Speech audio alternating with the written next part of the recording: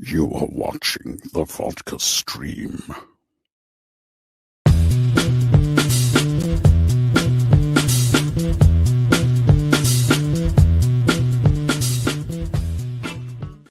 Happy Friday, everybody. What is happening? Welcome to the Vodka stream. How's everybody doing out there? Cheers. Made it through another week. Hopefully your guys' week was good. Mine was actually not too bad. Not too bad. Work wasn't that great, but well, it's fine. It was fine, I should say. But anyways, welcome guys. Cheers. Let's do this. Vodka flowing tonight. Vodka flowing tonight. I feel like my camera's a little off, but I think I'll be all right. What's happened? All right. Let's see who's out there. We got X-Fire. How's it going? How's it going? Good to see you. We got Ryan right here. When that lights guy, it's not just a call, it's a warning. There you go. There's going to be a lot of Batman talk this week, that's for sure. I figured I'd wear this Batman shirt that I got for Christmas that I have yet to wear. So there it is. It's a good shirt. That's right. What's going on, Diamond Absolutes? Good to see you. We got Nate right here. Lots of things dropping on Monday. Really looking forward to our first look at Blue Beetle. Yes. Apparently that's coming out. We're going to get that teaser trailer or whatever. What's going on, Tet? How you doing? Rez? Wouldn't that be something? I don't, maybe if I'll get Zach to ask maybe, and then that'll happen. Mr. Lobo, what is happening? We got Scott out here. Not sure if Scott's going to be joining tonight. I know he's still on vacation, so whippersnappers. You're such a dad. Such a dad, Scott. We got Fear Jason here. We got Hal Jordan showing up. Please like and subscribe, like he says. Emperor, what is happening? We got Lloyd as well. Who else we got? Ahoy, Mr. Jason McKenzie. Always good to see you, buddy. All right, let's do this. We got Stephanie T. What's happening? And then, of course, we got, Miss Nighthawk, the beautiful Miss Nighthawk. How's it going? Hopefully you're having a good night. What's that? And let's see, we got what the hell? Nut. All right. Interesting name. So we got Draga right here. Let's see who else we got. 2 in the box, ready to go. There you go. Nice. Got Scotch. That's good. Which would you recommend seeing this? Well, I mean, John Wick was the better one, but don't sleep on Dungeons and Dragons. I tell you what, guys, the world's going to end. I never thought that I would actually really like a Dungeons and Dragons movie. I'm like, what? Obviously there was buzz around it, but goddamn, was that an enjoyable fun? Yes, I'm using the word fun movie, but yeah, I found myself just really enjoying it. I thought for a minute there when it first started, and it was kind of getting in there, I'm like, I'm not going to really like this that much. And then all of a sudden, just grab me. So what's going on, Seek? Good to see you, buddy. All right, who we got? I think that's pretty much it for everybody that's showing up. Yeah, I'm definitely going to want to see. Yeah, I'm going to see Air next week. I know we got good movies after good movies coming out, man. So that's good. That's good. All right. Well, we got a couple of guests coming in, but not at first. They're going to be coming in just a little bit. But at first, we had, just had to, because, anytime that a new Metallica song comes out, gotta have Jordan come in and talk about it. What's up, sir? Jeez. Yes. Hello, sir. Oh, it's man, I just listened to it probably about 5 more times before I started the stream. Saw your reaction, and pretty much mine was the same way. But yes, we have a new Metallica song that dropped. When was it? Yesterday, right? Yesterday. Thursday. They've been teasing it since Monday. Yeah, I know. Yeah. I know. I remember you sent me the video for it, and I was like, "Oh, that's thrashy."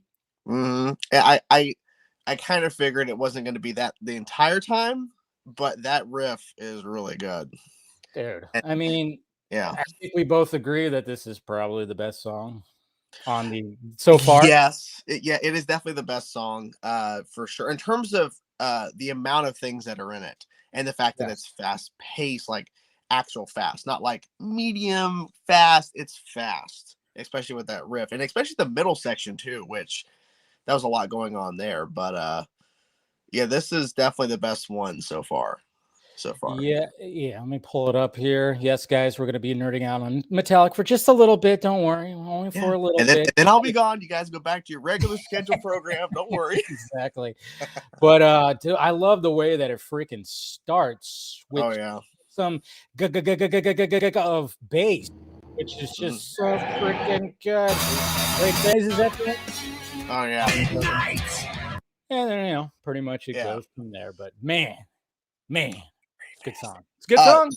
So somebody in a magazine has already reviewed it, the album. Okay. I think they gave it a 7 out of 10, which is not bad. But the final song on the album, I forget what it's titled, In Immorta or something like that. They're saying it's 11 minutes long. 11 minutes long. Mm-hmm.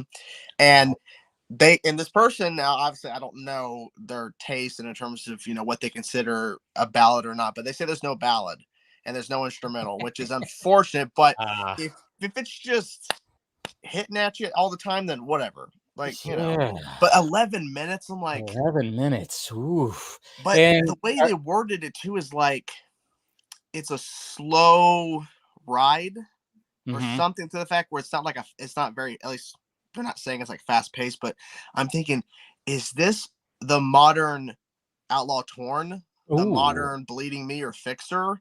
And if that's the case, I'm down. Yeah. That's going to be interesting. 11 minutes. How many songs are on this album again? 12. We've heard 4 out of 12. For 4 out of 12. And this is this is the title track. So I'm guessing this is going to be the second track because that's usually where they put the opener. It's the opener. It's supposed to be the opener. That's right. Because last time. In the way it plays leading up to the fast riff with the bass kind of leading everything, that's definitely going to be how they open their shows.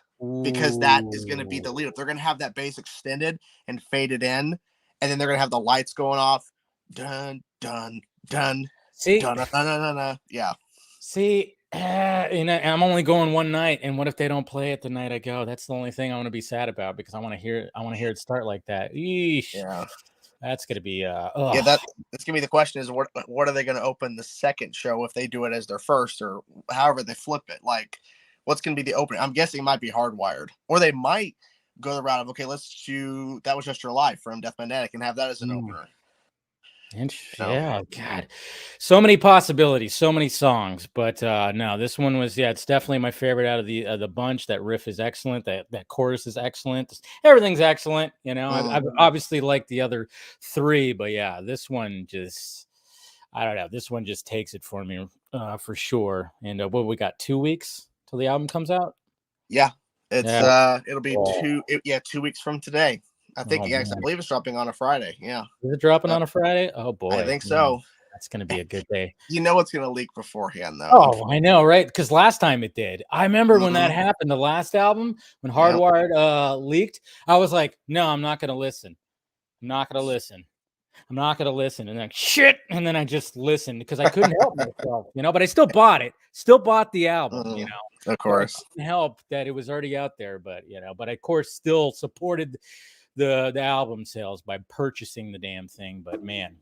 But all right, man. Well, thank you for joining and nerding out with some Metallica right now. We'll have you back on soon when you have some more time to sit and chat. But I appreciate it, sir. No problem, sir. Yeah. Go ahead and subscribe to Chainsaw Reacts, guys. Right there. Right there. All right. Thanks, Jordan. No problem. Bye-bye. Bye. All right, sorry guys, just had to do that new Metallica song. It's a tradition, pretty much. Jordan shows up and we nerd out about that. But all right, let's get to the guests here, and we're gonna talk to these guys. The Eye on Stone podcast. That's right. We're gonna talk about these guys. Some of you guys, we're gonna get into. They got a short film that they're doing. They got a new podcast, of course, which I have their link down below if you want to subscribe to their channel. Then there's also something interesting about them too that we'll get into. So let me set my tweet. Okay, there it is. Has joined the stream. All right. Here we go. All right. From the Eye of Stone podcast, we got Andersen and we got Dmitry. What is happening, gentlemen? How's it going, Dave? Good. Thanks for joining tonight. Thanks for having us. Yeah, hopefully you guys enjoyed the music. Oh, yeah, I love Absolutely. Metallica. All right. Yeah, I know. It's just like one of those things where I was like, oh, yeah. Anytime a new song comes on, Jordan has to come on and nerd out. We have to nerd out for a little bit, but I appreciate you guys being patient back in the backstage. Oh, no problem at all. Cheers. Cheers. Cheers to the weekend. Yeah, what are you guys drinking? We're drinking mead. Mead. The hell is that? It's basically a wine. Okay. And you can have like flavors. So mine is actually a bourbon aged mead. Okay. I've never heard of mead. Yeah, it's like what Vikings used to drink. Okay. So coming in strong, drinking like the Vikings. Nice. Yeah. We went to a Renaissance fair last summer, and we were eating a turkey leg and all that, and they had these like 32-ounce cups of mead. They're like, mead? And so we started sipping on it, and like, I don't know, 10 minutes later, we're drunk. We're like, whoa, okay. So it's pretty strong. Yes, it's strong, and it's very good. Very good. So kind of dangerous, but Sounds like it would be. Sounds like it would be. And you got the same flavor, Dmitry, or different flavor? I have the blood orange flavor. So it's a real sweet flavor, but I enjoy it. So yeah, it sounds tasty. I'm gonna have to go. I'm gonna have to try it. I'm gonna have to sniff it out. Never heard of it. So see, you learn something new every day every Friday on the Vodka stream. So thank you guys for joining, of course. And let's first talk about where you guys located at. We're from Southern Ohio. Okay. Cincinnati, to be specific. Okay. How's the weather right there now? Fine? Cold? What's going on? My dad used to live there for a little bit, and he hated it. It's so not cold. terrible today. It's been real windy and rainy, and it's going to pretty much be doing that for the next day or so. Foreseeable future. Right. Okay. And so then of course we got the Eye of Stone podcast, which I told everybody, subscribe to it. You guys just started it. Let me know. Okay, let's get a little origin story about the name. Why Eye of Stone? So I was trying to think of something clever when it comes to the name, which I always try to be clever. And I think that a good story in general stands the test of time. Okay. Like a monument, which is made of stone. And we originally went into this we're going to investigate films and discuss them and break them down. And we're kind of veering away from that. But that's where the whole Eye on Stone, like a eyewitness book or something like that. So it just kind of formed naturally that way. By the way, you have a fan in the comment. She's totally terrorizing my chat right now, saying show the comments. Hi, Saggy. Hi, Saggy. Hi, Saggy. It was funny. I could actually hear the super chat yelling at me. I was like, my ears started to bleed, so I had to show that. So there. Yeah, her comments are like a comic book. You kind of read it, and you have that voice. And you hear her voice. You do definitely hear her voice. No, she might be joining later, so she'll be able to talk to you guys. But all right, awesome. So you did that. What I like your guys' setup, and I like the it's cool that you guys are actually physically in the same area. It's not just fully like that, and it's a cool setup. Yeah. So, but so you guys just decided, all right, just do it, see what happens, and basically just give it a shot. Yeah, I mean, to give you an origin of us, we used to be mall cops. Was not expecting that one. Yeah, well, okay. It's one of those things that when you go home and tell your family hey, I just got a job, and they're like, oh, awesome, what are you doing? I'm a mall cop. It's one of those things. But I gotta say, one of the most fun jobs I've ever had.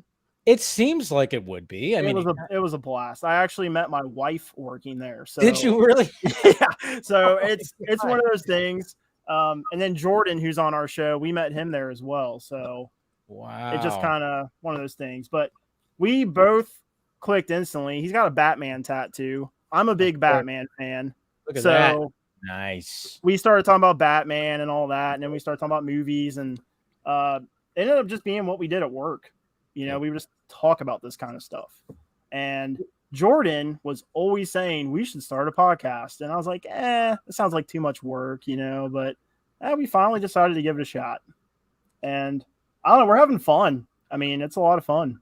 I mean, that's what I always tell people too. And like when they think about it, it's like, just do it. Just do it. Turn on the camera, turn on the microphone, see what happens. It really is that easy too. Yeah. There's no secret or anything like that. And when people ask for pointers, I'm just like, just do it and just figure it out. Everybody is different. We're not all the same. We have, I didn't think like when I started something called the Vodka stream that I was going to eventually get, a little tiny filmmaker that was on last night. I think his name was Zachary. I didn't think that would ever happen. Yeah. You just never know. Like, I'm familiar with him. Yeah, I know. He's a nice guy. Hopefully he goes places. But yeah, it's just like you just never know what could end up happening with something. And yeah, I mean, I've watched some episodes, and you guys have a good, good chemistry, good back and forth. So you can tell, like, you guys. I mean, I couldn't tell that you guys were mall cops before, but Yeah. It's not something I was not expecting that. It's not something we talk about a lot, but we're actually going to do an episode on that. And we'll probably talk. Yeah, we'll probably talk about Kevin James films. Talk about Paul Blart. Were you guys weren't on the segways or whatever the hell they called it? No. They didn't trust me enough. I split my head open on a golf cart. They weren't giving me a Segway. No way that was going to happen. But did you guys ever see that movie Observe and Report? Yes. Rogan. Yes. That's my favorite. Yes. Yeah. It's better than Mall Cop. Just saying. It's adults. It is, but to both of their credits, they do touch on some realistic aspects of the job. I'm sure. Yeah. So you're just like a couple of times you'd be watching something and be like, yep, they got it right there. Yeah. I know. I used to be a cable guy, and when I watch the cable guy, some things I'm like, that doesn't make sense, and then some things I'm like, yeah, that does. Yeah. So when I went back and watched that, you recognize certain things, but yeah, no, that's cool though. Mall cops. How long did you guys work there? 4 years. 4 years. Yeah. And just did you guys leave at the same time? Did you guys just walk out together, just like walk into the sunset together? It was almost lined up that way. Oh, that's good. I left first, and then him and Jordan followed suit. So a month later. Yeah. Okay. So you guys got out relatively at the same time. That's cool. Yeah. That's cool. And then so now what are you guys doing, if you don't mind me asking? Where did it lead to? See that one?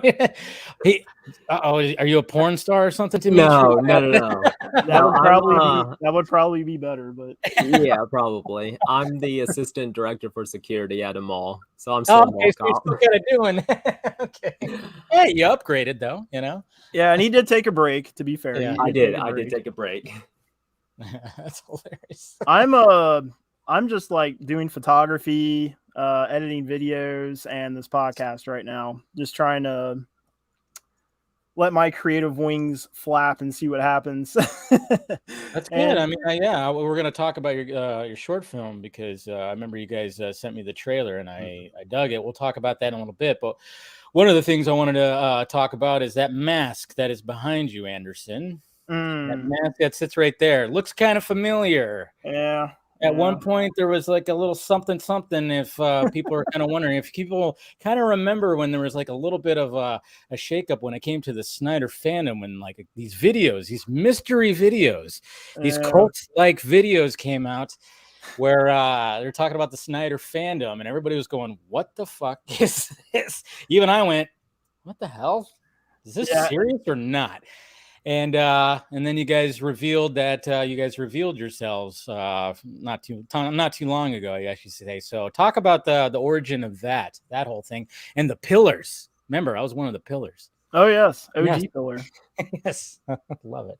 Yeah. Well, he's someone who's been very disconnected from the internet, like even to this day. Like for instance, I had to tell him earlier that a news line he saw on Facebook that said the Emerald cut of Snyder was coming to full circle. No, it's not. He screenshot it to me like, dude, and I was like, nope, that's fake news. That's but so I've always kind of kept him in the loop with things going on.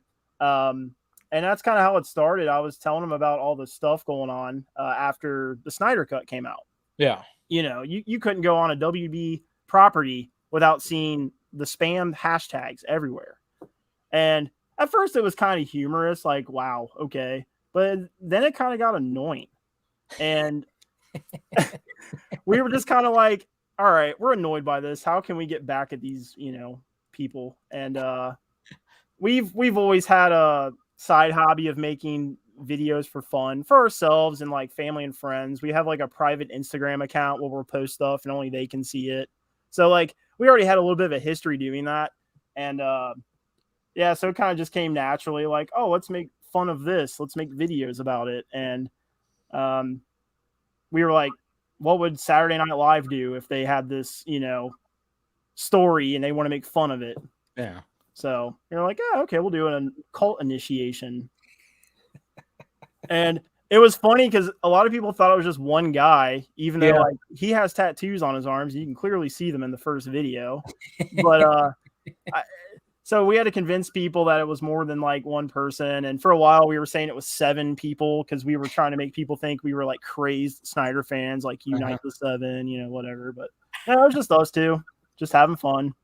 And it got pretty crazy because we ended up having over 400 people try to report us. Yeah, it stirred up quite. I remember just seeing it and talking to people like in group chats, and we were all just like, "Is this like real or is this not?" And I'm like, "There's no way that this is real. Somebody is fucking with the fandom, and I think they're doing it on, you know, because they're seeing how things are now."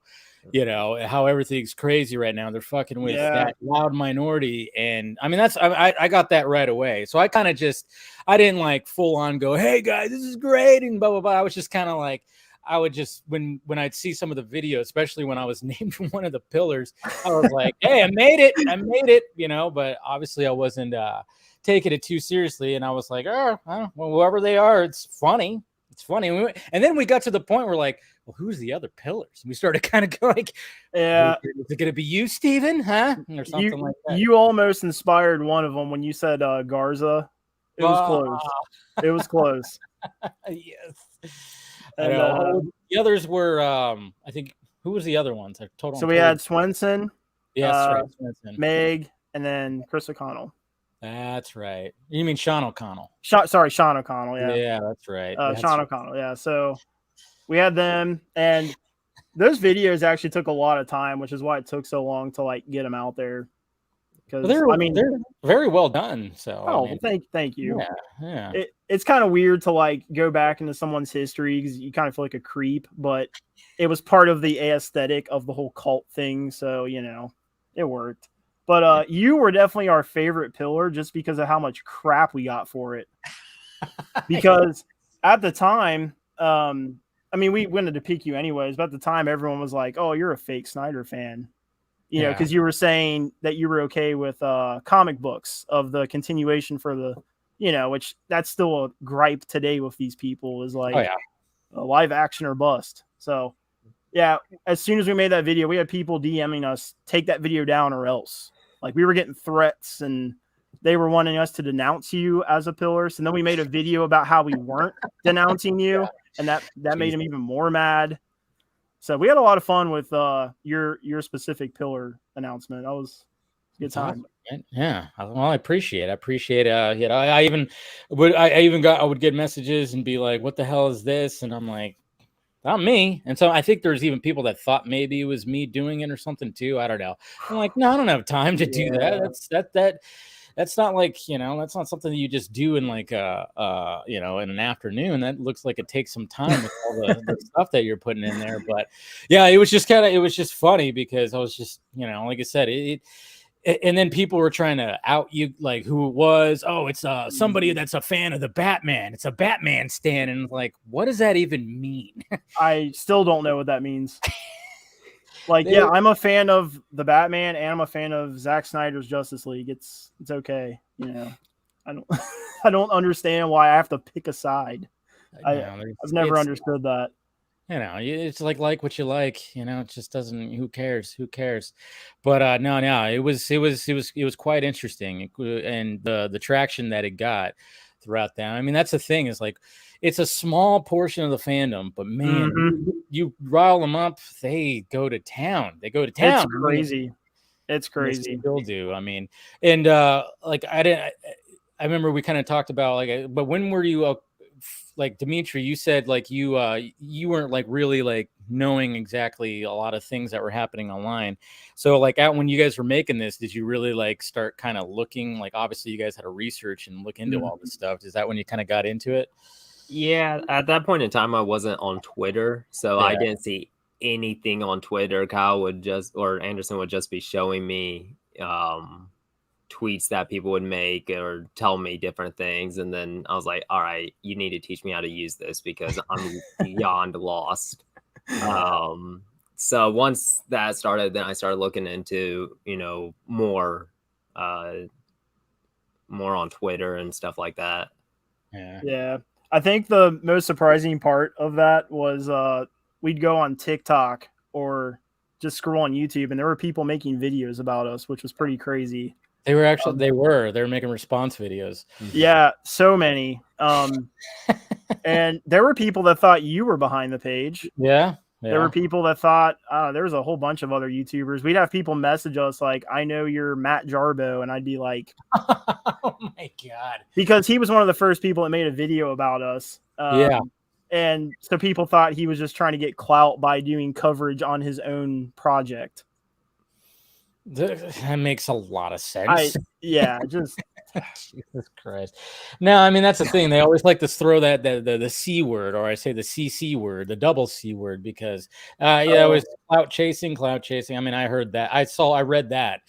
I don't know how many times in the past week, obviously, after last week. Oh my gosh. Yeah. It's always the choice. And I'm like, I don't know what that even means anymore. Like, what am I chasing? It seems like I might have it because you guys can't stop talking about me. I don't know. I'm like, I don't think I'm chasing it anymore. So, but anyways, yeah, they just want to keep on using that term, and it's just, it doesn't mean anything anymore. It really, I translate it into just jealousy anymore. Oh, yeah. Honestly, it is. I mean, that kind of brings me back to the pillars. We've had people say like, oh, you should have done this the person that first tweeted hashtag release the Snyder cut or blah, blah, blah. I feel like those people get a lot of attention. So the point of it was to like, obviously rile people up, but mainly to get people acknowledgement, that we felt like we're doing good in the community and deserved that praise, because like, especially you at the time, you had people saying you were a fake Snyder fan. And I was like, I disagree, and then people were trying to cancel Chris Swenson, and I'm like, I'm sorry, I disagree. So it just, and same with O'Connell. I mean, he released the Snyder Cut book. I mean, I don't know. None of it makes sense. I mean, like I said, they say like you're a fake fan, and I'm like, I don't know how I'm a fake fan when literally the man himself has been on this damn screen like 6 times probably now. I don't know, and he's even been on Chris Swenson's channel, and then Swenson was at the first SnyderCon, so was I. I mean, there's so many. It's like, and then when it comes to O'Connell, I'm like, I get that there was some controversy at one point, and it was funny too, because I mean, the last time he came on with Hannah, I didn't really see any, like, it wasn't that bad, but the time before, man, I remember that. Yeah, people were pissed, and it was going all around, and they were just saying all this stuff, and I was like, all right, well, that was around the time of controversies that were happening. There's 2 controversies, and I was like, I'm going to ask him to get his side of the story. Other than that, that's it. I mean, Sean's a friend. He's going to the Full Circle event, which is going to be cool to meet him in person. Now he's a friend. I know some people don't like him. Sorry to say, it's a good book. I still have it over there. Read it. It is. I thought he gave equal amount to like the whole thing. Like, he wasn't trying to pick any sides. He was trying to just be an outside, he was trying to be an outside presence and just try to write it from the outside, I guess you could say. You know, and that's the way I looked at it when it came to the book, and people think like, you know, it's like, yeah, he took time to write a book, and then yes, he did. Obviously, he's going to make money off it. I don't know why that's like a bad thing. That's just what happens. You write something, you do something. You're an entrepreneur, you do. But you know, at least the product is not shit. You know, the product. I was gonna say he should make money. He put a lot of work into that. No, I mean, it's a great book. It's a great read. It's not like he just put it in a, you know, chat GPT was not around at the time. They didn't just like put it in there. Yeah, generated book. Yeah. Well, yeah, it's just always, I don't know. It's, and then, you know, recently, you know, this past week, I mean, Steven's been getting a lot more than I have, actually. It's kind of funny. Steven's been getting a lot. Mr. Colbert's been getting a lot more. Oh, for his question that he asked Zach? Well, that's, yeah. I mean, of course, that it was just like one of those things. Should we bring it up? Should we not? I was like, if you want to bring it up, I don't care. You know, go ahead, bring it up. But and then of course it did, and then of course I got accused of editing the clip out when I was like, what exactly did I do? That I was just editing a clip that was less than a minute. Yeah. The whole thing is still online, guys. Yeah, hashtag cancel the beard. People were reaching on that one. I mean, if you understand how a short works, you know, or even a promotional thing, you're just trying to like highlight, and then you go watch the whole thing. Yes. You know, so that's, people just want to like see a little bit and be like, oh, he's trying to make it look like it's this or that, and it's like, you guys just want this drama, you know. That's all it is. To be honest, I don't know what some people want anymore, to be honest. And I try not to focus on it that much. You know, I mean, obviously it's out there, and obviously it's just being a part of this fandom for so long, you know, because I've been covering Zack Snyder ever since like Batman vs Superman was announced. I was covering every little bit of it. Anything that came out, I was covering it on my channel before live stream, before a lot of things, where I was just basically just recording my voice and putting a picture up of a set picture or something like that. Yeah. Well, it's like I've been there, and then all of a sudden it's like, okay, then the Justice League comes out. It's a piece of shit. I try to, you know, obviously the day of I was like, oh, it's not that bad. You know, a lot of people. Same. Yeah. A lot of people watched it and went like, hey, you know, it's fine. It's, yeah, sure. And then, you know, then all of a sudden just that dwindled down. And I think like 4 days later, I was like, nah, fuck this movie. And I just started going to town on it. And then, of course, they released the Snyder Cut. And it is kind of weird how all that just kind of came about. You know, some people will say, oh, you know, I mean, there's always there's certain people that go, no, this person started it. No, this person started it. It's like, does it really matter at this point now? I mean, that was like 6 years ago. Almost 6 years ago. So. It's funny because I actually came across your channel when I started to learn about Zack Snyder's cut. So I was reading about it online, and I went on YouTube and typed in Zack Snyder's cut of Justice League, and you were one of the first videos that came up. Well, that's good. And you were talking about it, and that's how I came across your channel. But then that also inspired me and Dmitry to watch the Justice League, because neither of us had seen it since we watched it in theaters. Yeah. And we soon realized why that was. So bad. Yeah. So bad. I mean, ugh. Well, I remember we were watching it and he paused it because we were watching it at the mall that we worked at. Yeah, you know. But he paused it and he was like, when did they make Batman blue?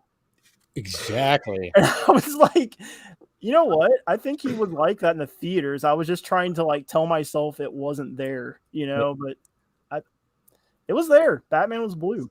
Yeah, they put some kind of color palette on it to make the costume blue. Even on the posters, he looked damn near purple on the posters. And like, what the hell is that? Yeah. And it's funny too, because Zach even said that imagine being Zack Snyder, and after all that craziness that happened and walking away from it, and then driving and seeing a big billboard with all of them on it, and it's all brightly colored and everything like that. Imagine just seeing that, because he said that on a stream, and he said immediately that was one of the reasons why Justice is Gray exists, because he just went and he's like, fuck it, everything's black and white. I'm just turning this whole thing black and white, that he had. And he's like, that's it, keeping it like that. And I don't blame him, because even though the posters were cool because they were Alex Ross inspired, I was like, that's cool. But then I'm like, but Batman, that's not the color of his goddamn costume. What the hell's going on with that? So bad. And I feel like they just oversaturated Superman's costume as well, because everyone thought it was too dark and grim before, so they're like, let's make it bright and colorful. And I'm surprised they didn't CGI undies on him. Hopefully it would have looked better than the mustache removal. That's all I gotta say. God. Yeah, it's just so freaking bad. Ugh. But yeah, so you saw all that, and then all right, let's talk about your short film. Yes. Yeah, what's it called again? Married to Crow. Married to Crow. And talk about the premise. Obviously, there's a trailer out there. It's on your channel, of course, right? Yeah. So we're working on 3 different movies. Totally. Oh wow. Yeah. This is the first of the 3. They're all like connected, but it's not like we're making an expanded universe. It's just like, if you watch one, that's the other thing. No matter what order you watch them in, when they're all done, it'll make sense regardless. So it's kind of one of those things that's taken a lot of time to write. But so Married to Crow, it's not going to be like an M. Night Shyamalan and what was that, Split, where it's like, oh my god, this takes place in that. Exactly. No, but yeah, so Married to Crow is gonna be like the first film. It's pretty cut and dry. I mean, there's a lot of stuff in the film, and we actually have a clip that we've put together for the stream. Yeah, Never have live streamed before, so I don't know how this works. But so basically, you can. There should be something down at the bottom that says "present," and you should be able to share or something. I think there's like a share, or there's something that should be down there. Oh, yeah, okay. Yeah. So once you do that, I'll be able to pull it up. So just send it through. Did you do it? Yeah. Do that, and then I'll be able to share it, because yeah. But yeah, I mean, I remember seeing the trailer. I was getting kind of like Joker almost vibes, like Joaquin Phoenix Joker vibes a little bit too. I mean, yeah. I would say. Oh, hold on. We'll pause that. Okay. I would say that film, in terms of like tone, definitely has inspiration for this. Yeah. But this character is actually someone, because I wrote this story. I had a time in my life, like a year, where I just kind of like disconnected from everyone, disconnected from the internet, just worked on my health and bettering myself. So I was like pretty alone, but it was nice. I felt like I really got to know me. Yeah. So I reflect on that time a lot. And I was like, what would the opposite outcome of that be? Where you're disconnected from everything, you're completely alone, and you think you don't want to be alone. What would that inspire somebody to do? So this character, I don't want to give away any spoilers, but you're led to believe he's homeless. And you're led to believe that he is obsessed with the art of silence, other known as being a mime. And basically, he starts to realize that the admiration that he thinks he's seeking from others is actually what he doesn't want. So, and it turns him into something else. But this is a scene we put together. No one's seen this before. Ooh, we got to answer any questions for anybody, but it is what it is. All right, let's roll. Let's roll the footage.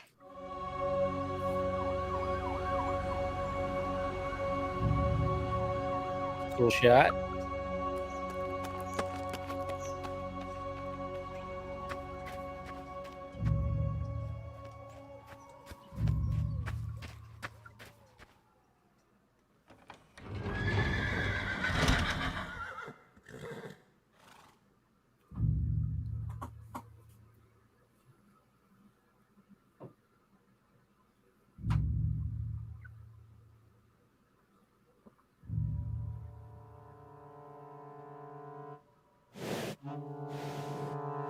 Not the horse.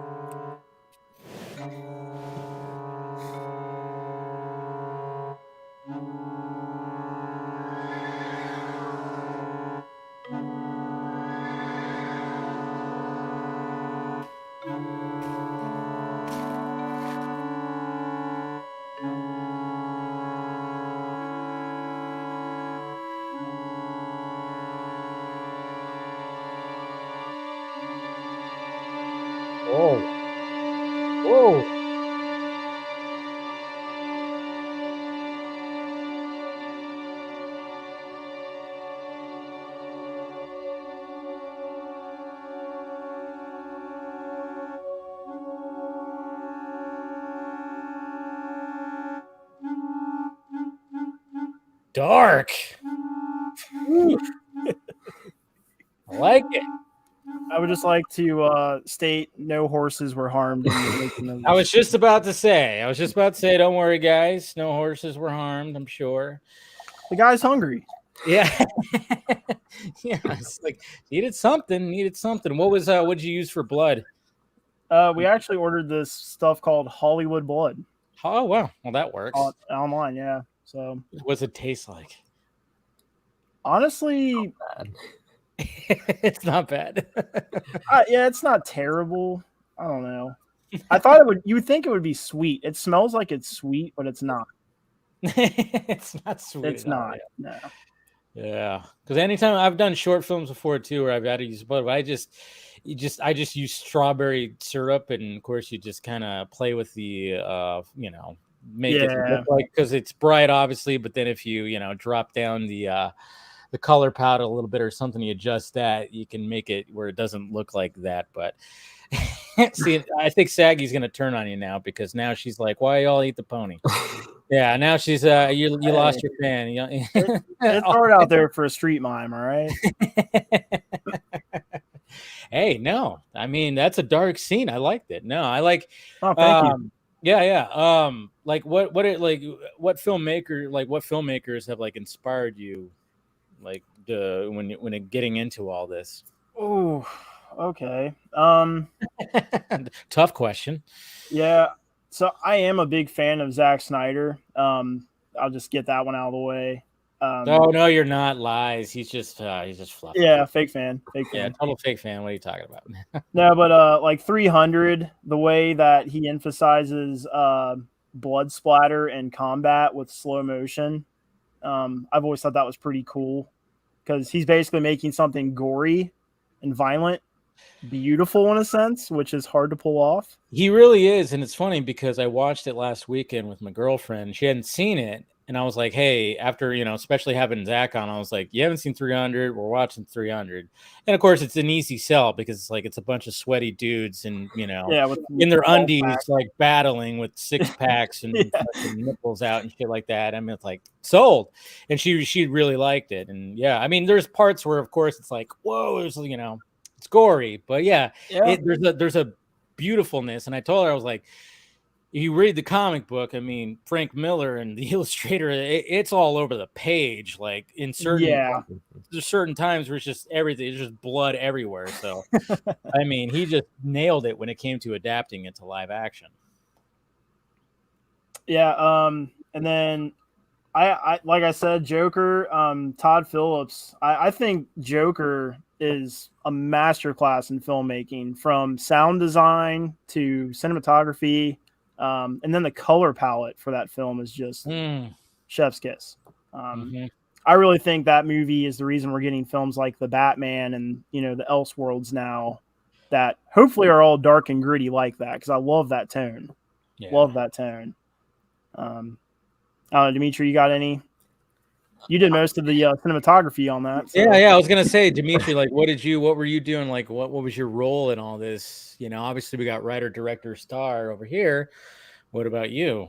Yeah, so with Married to Crow, I'm kind of there to help film it. I'll get the angles and be behind the camera, and then just give him pointers in the sense of what I think would look good on the camera. I was in J.W. Meyer's acting class back years ago. So no shit, huh? Oh wow. I learned a little bit from that, and I try to implicate things I learned from that with our films now, whether it's Married to Crow or other projects. So it's kind of my role with Married to Crow. Yeah, it's nice that he has acting experience, because I have no idea what the hell I'm doing. I like being behind the camera. And that's why we started with Married to Crow, because I just want to get my part out of the way and then get back behind the camera. Because we've already started filming the movie that stars him, and I'm very excited for that. Very excited for that. It's going to show off his acting ability. He's a very talented actor. Very talented. I could tell. I could Yeah. No, I mean, yeah, when it comes to like short films, when I did it before, like before YouTube and everything, just like fucking around with friends, it does kind of suck because it's like, oh wait, I got a star in this thing, damn it, you know. Exactly. Yeah. And then you gotta like, I mean, I'm used to it now, you know, with the YouTube channel, but yeah, for a little bit there, you're like, I gotta watch myself, and then you gotta watch yourself act. It's like, you know, while you're editing or something like that, and that could be one of those things. But I think now, like especially if I do like a sketch or something, I'm like okay now because I'm just so used to now seeing myself, and I'm just like, you know, editing and going, you know, now I'm just like, okay, yes, that's what I sound like. Yes, I mean, I'll still be, you know, every now and again be like, God, I said it like that. Jeez, what is wrong with me? But then you just over it. But yeah, directors that inspire me, I have to mention Stanley Kubrick because he's probably my all-time favorite director. Personally, makes sense. I think he was ahead of his time. Yeah. Oh, he definitely was. And his attention to detail, and also I feel like he just kind of mastered the long shots. You know, like you got a continuous shot, like in The Shining when the kid's on the little tricycle going down the hallway. It's just continuous shot, and it really adds the level of intensity and suspense. You know, and I love that. So have to give credit to Stanley Kubrick. Oh yeah, 100%. Like even. I mean, yeah, that shot where he's following the kid, but then there's even just shots where it's just slow. It's just everything's slow. I mean, 2001: A Space Odyssey. Some people be like, Jesus Christ, this movie takes forever. I'm like, you not understand like the tension that's building. I love that film. Oh my God. I mean, especially back then. I mean, you watch it now and you go, wait, this was made when? Like exactly. What?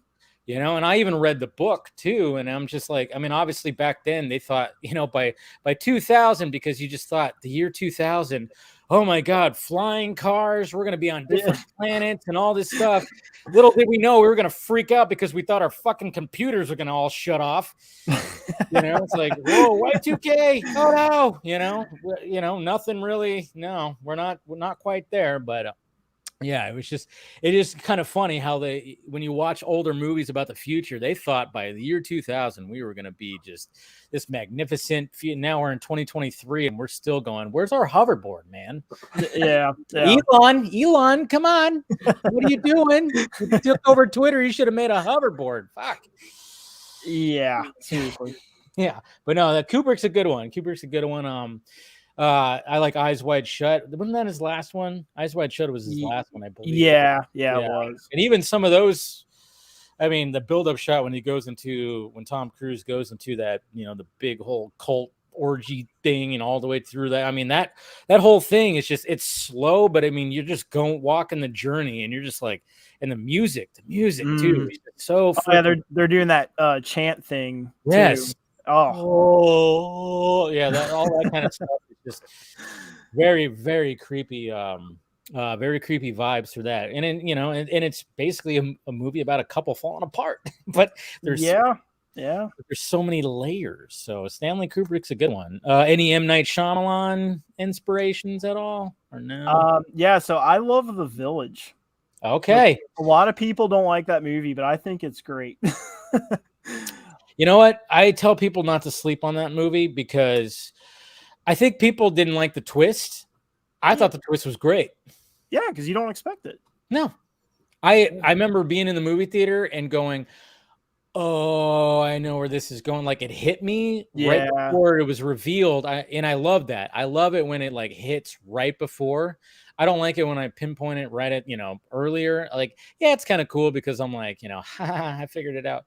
But I like it when it's just like it hits me and I go, oh, I know where this is going. And sure enough, you're like, yep, it's present day. Holy shit, you know, kind of thing. Spoiler alert for a movie that's been out for 20 years. But no, I mean, but all the build up to it, like it's, yeah. I mean, Signs is my favorite of his, but we actually just watched that the other day. We're doing a podcast on that. Were you? Yeah. I'll have to watch that because we could have a whole freaking stream talking about that movie. I mean, some people, I hate it when people are like, why would aliens come here? Because There's a lot of water. Why would they come here? And I'm like, you're missing the point. Yeah, Like, totally missing the point. what's the point of this whole? You watch it from start to finish. It's just such a I remember after watching Nope, I was like, we gotta watch Signs after this. I was just in that mood and put on Signs. And Unbreakable, so great too. Oh yeah. I love Unbreakable.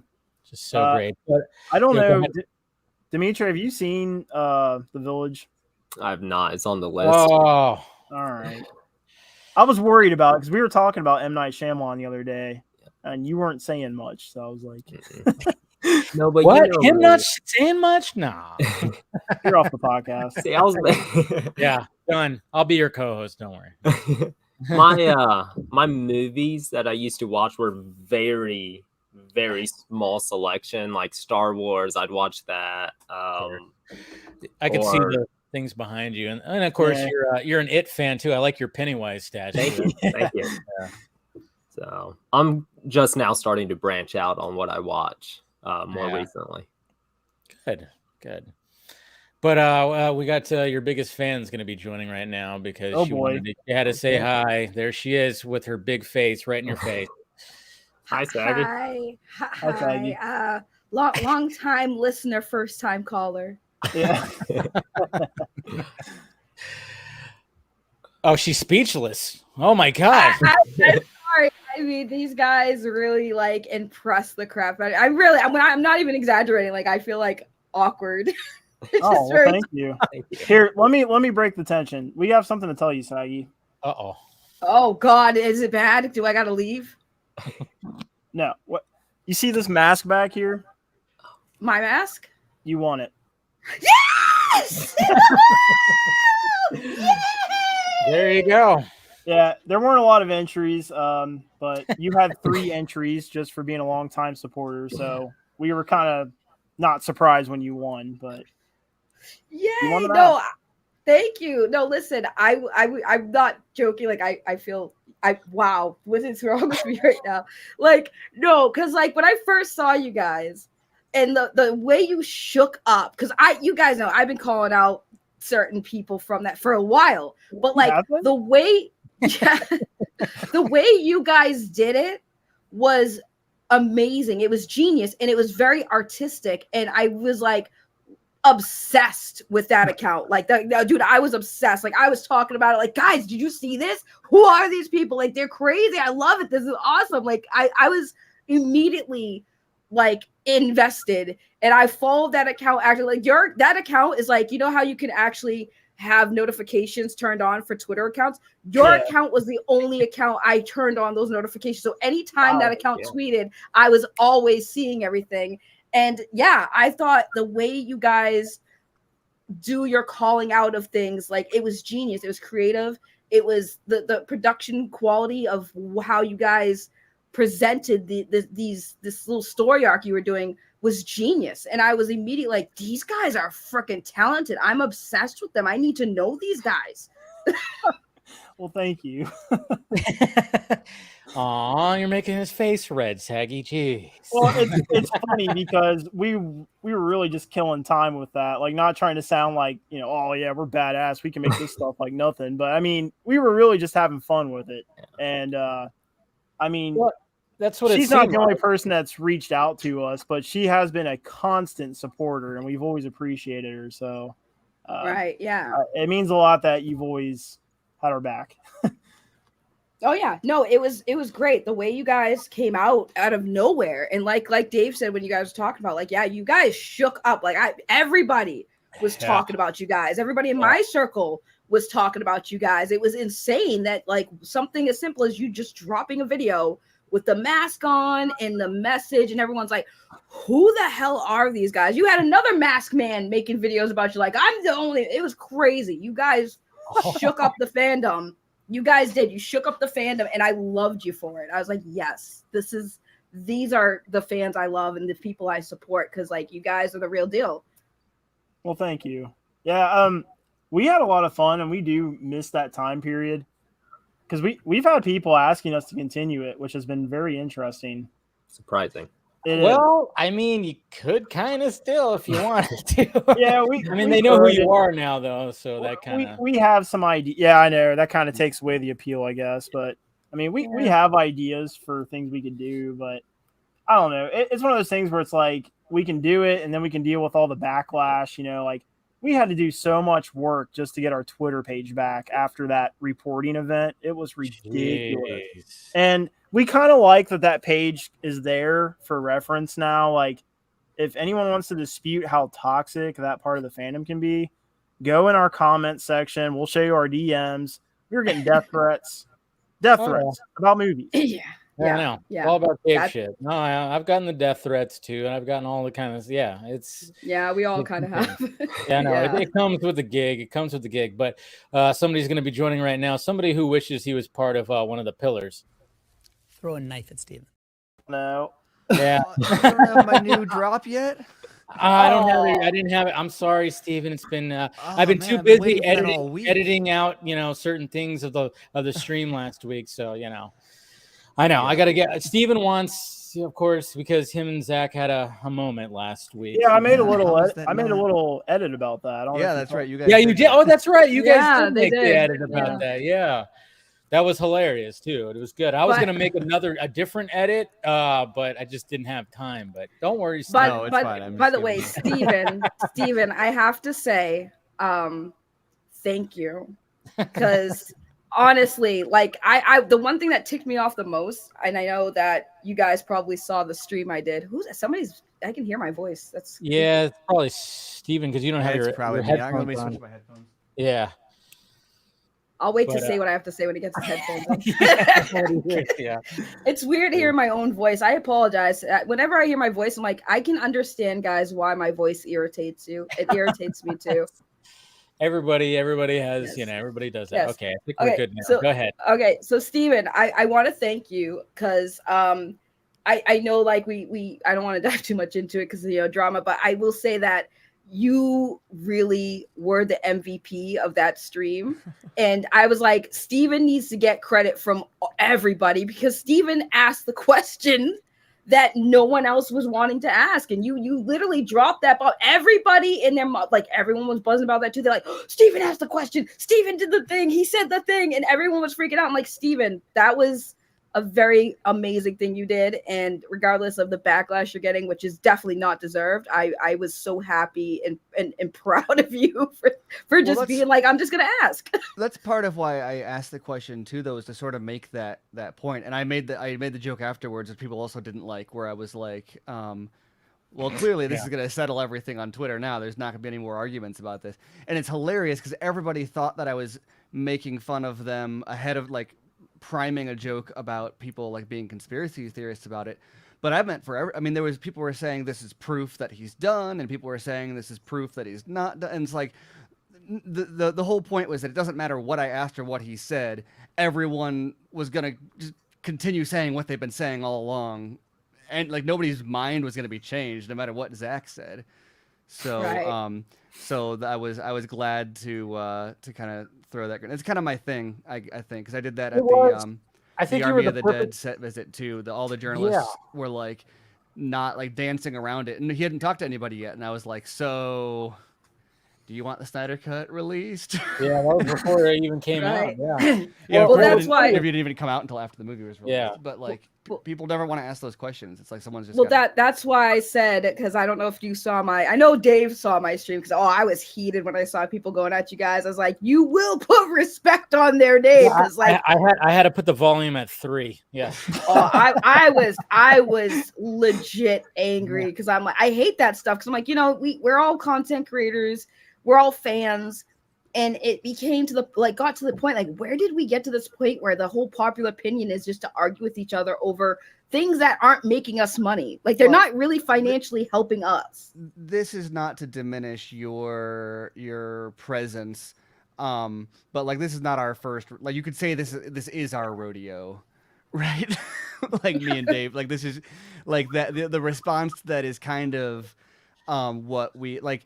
Go back to Comic-Con 2018 when everyone was convinced Zach was going to show up and announce it there, and we were like, "Yeah, no, he's not." And then the narrative is always like nobody ever goes back and corrects the narrative. It was Dave and Steven are just killing the hype, and then like Zack doesn't announce everything, and everyone goes into a deep depression and spirals into this negativity over nothing happening. And we're like, this is why we said he's not making an announcement at Comic-Con. That's not because we don't want him to. It's because we're providing factual information so that you can leverage that to get what you want, instead of providing hopium so that you like get all jazzed out over this announcement that's not going to happen, only to then like, and it would happen every time. People would be like, oh, why do I even do this? Should we give up the fight? And it's like, no, guys, it exists. It's out there. It needs to be finished, and you need to make the case for it. Oh, well, you're killing the hype now. No, I'm not killing the hype. I'm just giving you facts. It's all putting about the facts. I mean, that's the thing. That was a big thing. That's where the 40 Club came from, was like, because I was like, hey, it's probably going to cost about 30 to 40 million to, complete it. And that's now... now he got 70 million to finish it, which is funny. Yeah. And we still get called the 40 Club. I'm like, and I still go, wow, you guys are still talking about the 40 Club? I'm waiting on a t-shirt. Yeah, we might have. There might be a T-shirt that might be getting made because of that. It would sell. It would sell. Listen, next time that happens, Steven, just take the military route. Listen, I'm gonna break you down so I can build you back up. No, I mean I engage in it sometimes, but kind of my philosophy throughout the entire thing is that reality is what it is. Like the truth is going to be what it is no matter what. So like if I make sure that I stick to the truth as much as possible, then like I don't need to prove it today. I just need to put my cards on the table, and then eventually it comes around. Why am I going to fight with everybody all day today when like we'll find out who's right tomorrow? Like me fighting harder today isn't going to make me more right tomorrow. It's just going to make more people mad at me before tomorrow. Well, what I said on Film Junkie Live on Wednesday, drink. Drink. Where's my bubble tea? Oh, you have a bubble tea. Oh. Well, so he's got tea too. Steven does, but no. I was just saying. I said on Wednesday, I was like, okay, so on the off chance the planets align, some magic happens, Doctor Strange does some craziness, where it does get, the Snyderverse does get sold to Netflix, and it does happen. I'll eat the biggest crow raw. I'll fucking wash it down with some red wine and everything. But you know what I get to enjoy after I eat that crow? 2 sequels to Justice League. Wow. That seems like, shit. If that happens, fuck, crazy. I get to watch this. But if it doesn't happen and the other side has to eat the crow, then what? Like, oh wait, the people you were listening to are wrong, and they were it's just like one of those things where it's like, okay, like if this whole campaign and it does happen, guess what? I mean, yeah, sure, I'll eat the crow, but then I'll be like, okay, then I get 2 Justice League sequels directed by Zack Snyder.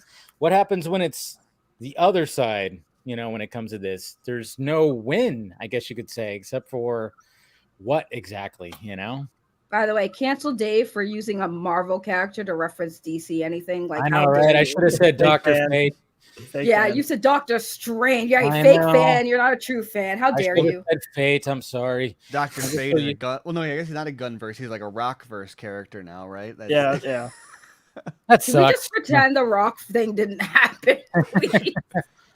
I can't stand the rock right now. Don't get me going. I love it.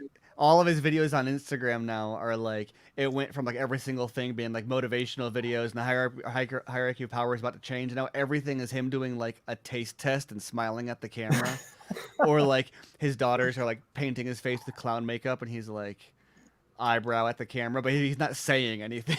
He's just silent. He doesn't want to talk about it. Which is fine. Andersen, Dmitry, did you guys see Black Adam? Yes. Oh yeah. Yeah, we saw it in theaters. Okay. What did you guys think? I actually I enjoyed it for what it was, which like if I put it next to Shazam, I don't think they compare. I love the first Shazam movie. Yeah. But as its own thing, it wasn't terrible. He did get away from the comics a lot. So I have a little bit of a problem with that. Understatement. I know. I mean, but I did enjoy the film. And yeah, Henry Cavill's scene at the end was really cool, but I had a feeling even when watching it that it wasn't real. I don't know how to explain that, but I just felt like this is cool, but it's kind of like fireworks. It's like it's in my face and it's awesome, but it's gonna go away and then tomorrow it's gone. Like that's how it felt. And then sure enough, that was the case. Yeah. So I don't know.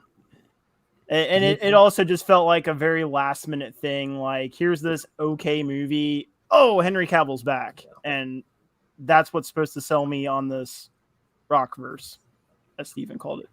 Yeah. Well, I mean, that's, it was just one of the, and that's what he was trying to go for. I did a whole stream, Film Junkie like, drink, is the fact that it's like, you know, it was like, I called it Into the Rockverse because it was like, yeah, he was trying to do that, which I don't blame him for. No. It's like, yeah. No. I do. I mean, I know he was trying to get all that and it was fine. Did he necessarily have all the proper pieces to really do it? No, he did not. But I could totally, I get why he was doing that because it's like, you know. If I were in his shoes, I would have done the same thing. He capitalized on a big part of the fandom that wanted Henry Cavill back and thought that could be a bargaining chip. Wait, you know. Anderson. If you were to do Black Adam, you would not do the same thing because you're smart. I don't think he's actually read a Black Adam comic book. So no, that's what I'm saying. You would do that movie. You guys would do that movie justice, where the Rock's like, I want to be Superman, but I can't get the IP for Superman, and I don't look like Superman, so I'm going to go with the character that looks most like me. Black Adam, I can pull that off without the pointy ears and the accent. Yeah, I can do it. And instead of making him an action or the hair, but you know what? I can instead of being a villain, because I don't want to be a villain, I want to be the good guy. I'm gonna just say screw the canon material, skip a ton of story arcs that's even part of his canon origins, and we're gonna go straight for the anti-hero bullshit. And then guess what? We're not even gonna fight Shazam. We want the big dog. We're gonna go for Superman, bro. And who better to do that? Henry Cavill. I'm so mad at that movie. That movie makes me angry. What a missed opportunity as well, because we have Black Adam and Shazam sequel coming out around the same time, and there's absolutely no like marketing coherence at all, you know, just at all, or recognition. That's where the whole ego thing, when that thing came out, I was like, yeah, I was hearing that. He didn't want anything to do with, he's like, well, and you could kind of understand it because like, yeah, you're fighting children, but at the same time, it's like, it's still look at the, like, imagine what David F. Sandberg could have done with Black Adam and Shazam 3 as an Amblin style Black Adam bad guy fighting kids. I mean, look at what, like, he'd have Black Adam murder children. Like, dude, that's the thing is like David F. Sandberg was like the collateral damage when it came to all this. Yeah, poor guy did not deserve because he is a sweetheart of a man. He is a very talented filmmaker. And even though like I didn't like Shazam 2 as much as the first one I really, really liked. The second one had its issues, but it had a very strong final act, in my opinion. But he is just a very talented and great filmmaker. There some ideas that he had for the second one when it came to mythical characters I thought were excellent, and there was just it's still an enjoyable movie, but yeah, he was definitely the collateral damage when it came to all this fucking bullshit. Well, the thing that's crazy is the whole I didn't want to fight kids argument. Bro, you say the word Shazam, you literally skip puberty. Like, you become a full-grown adult. What do you mean you're fighting kids? You're fighting grown-ass adults. Like, what but the Sandberg version of the movie would have needed him fighting depowered Darla.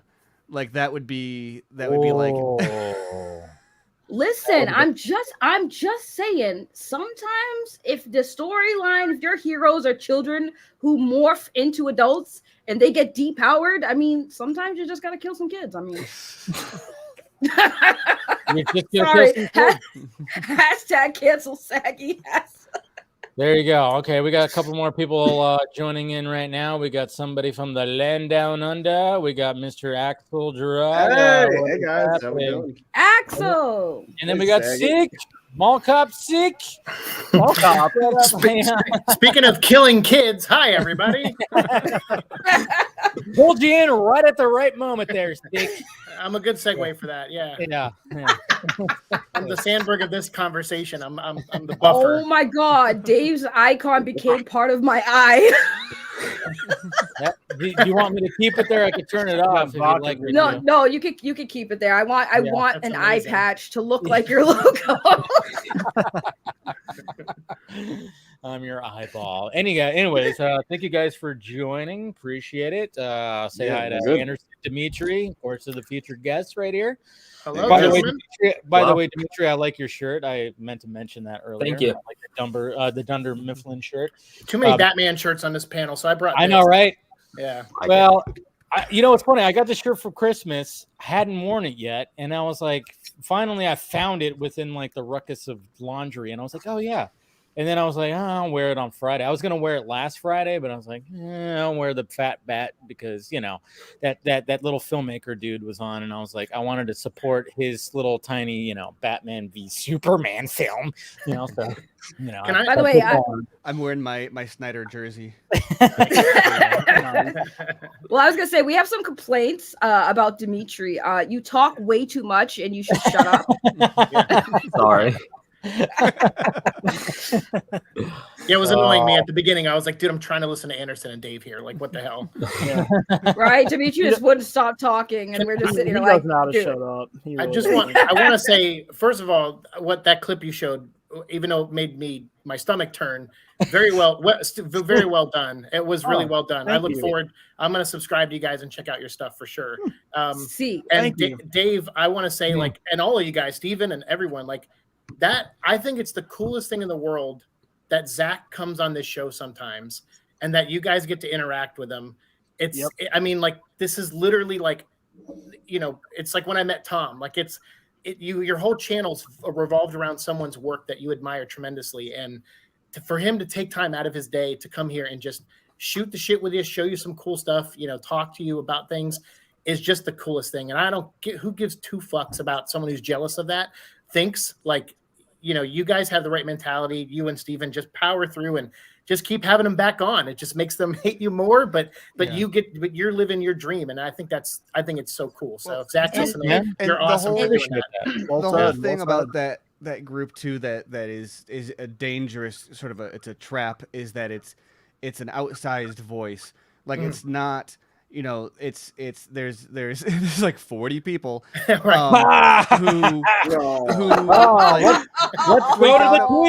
go to the tweet from who like freak out about this stuff, and there's thousands of people watch the video, right? Sure. And there's like a handful of them that freak out, but they go so hard because they're trying to preserve or present or create their own narrative, and they're trying to force, you know, it's gatekeeping, it's fandom gatekeeping. They're trying to require you to follow connect their dots, and not only like conforming to that is a problem, but also like even arguing with it's bad faith from the ground up, that they don't represent a sizable portion of people. They don't represent a majority opinion. Right. They don't represent the right way to do things. And so it's arguing with them. It might be, you know, fun to spar on Twitter sometimes, but like ultimately you're throwing your pearls before swine to like engage with that.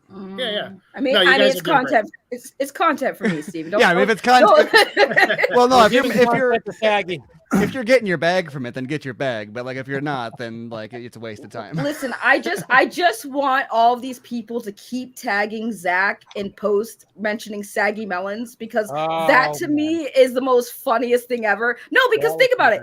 Zack has, you know what I'm saying? Like tagging somebody, tagging a movie director about some Saggy Melons without any context is the most hilarious thing ever. You brought that up in the stream when you were like going off on everybody. I think it was Tuesday or Monday or whatever the hell it was. But yeah, when you brought up that part, that was pretty funny. It was like, can you imagine like Zack's like, the fuck is Saggy Melons? Like, and to think that Zack doesn't know what's going on is just always hilariously funny, because obviously he's on the show regularly. Right. Other people that know Zack personally are on the show regularly, or you know, interact with us on Twitter and other places. I talk to Zack a lot, so without hold on. He's just calling me now. Oh, look, it's the cultured nerd. Drink. Tell him about Nightwing's butt. Yeah, you should come on. I got that reference. He hung up on me. He says, "Oh crap, Steven's there." Someone, I won't say who, but someone came to Dave and I in like late early 2020 or something, was like, by the way, sorry guys, I tried to like tell Zach like look out for these guys there, whatever, and Zach told us like, yeah, no, they're cool, don't worry about it. Like, showed him the screenshots, told him about the 40 Club stuff, and Zach was like, no, it's not a big deal. Yeah. So it's like hilarious. People go at it. It's like, no, he knows. Yeah, he totally knows. Go tell him, tag him. It's Yeah, you're like, yes, get him to know what Saggy Melons is, because that's what's going to happen at the Full Circle event. You want to talk about full circles? Well, we got 2 full circles if you think about it.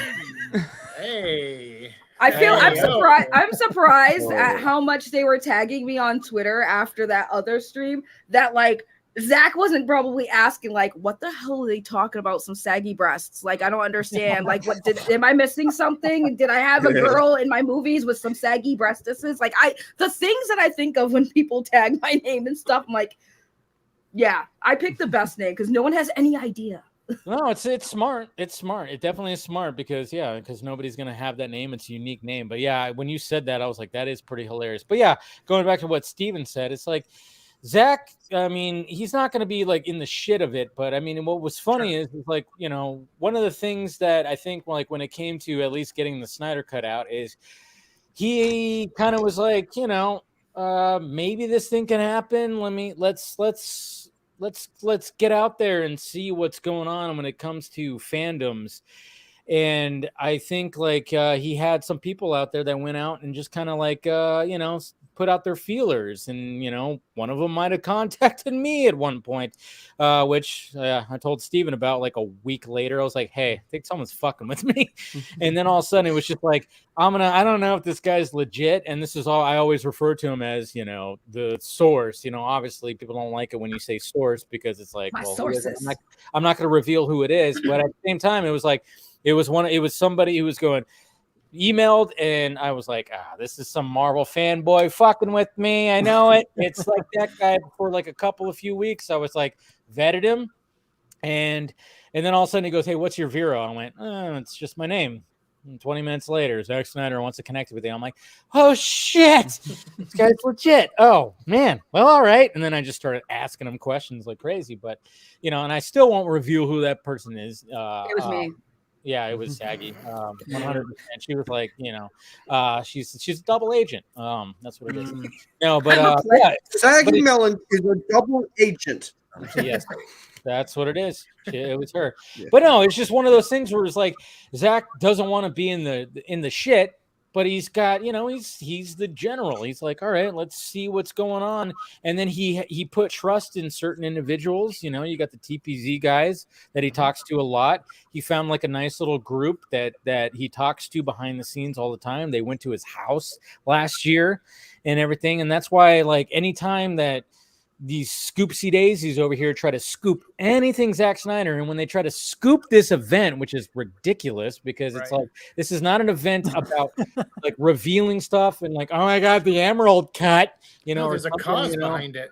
I mean, there's a great cause behind this thing. Exactly. The same thing happened with the online Justice Con that he did.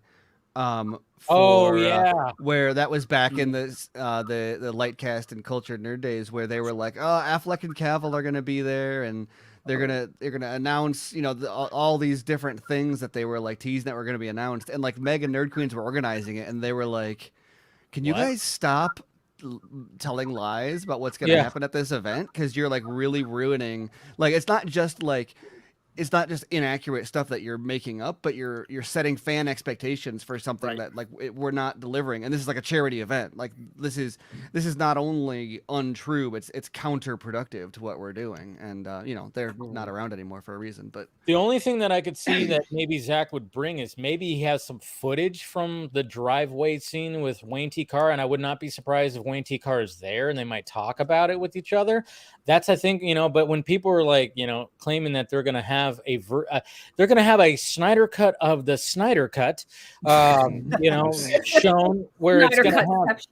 Yeah, and I was actually going to bring that up with Zach last week. I actually had that question chambered where I was going to be like, yeah, there he is. I have that McFarlane as well too. Really, but I was going to be like, is there going to be any Snyder cuts of the Snyder cuts when it comes to this, the 3-day event? But it was just like, no, of course he's going to show they're not going to just remove that and inject that, because obviously that would he has a still shot that they made, but they don't have the full scene with VFX and everything like that. But I mean, but again, I would not be surprised if Zack would bring some footage from that maybe. And I'm hoping that Wayne T. Carr is there, because that'd be really cool for him, because Wayne's really nice. He won't be, at least on Vero. Is that what he said? But who knows? I mean, that might be. Yeah. But I don't know why he wouldn't show up as a panelist, because. Yeah.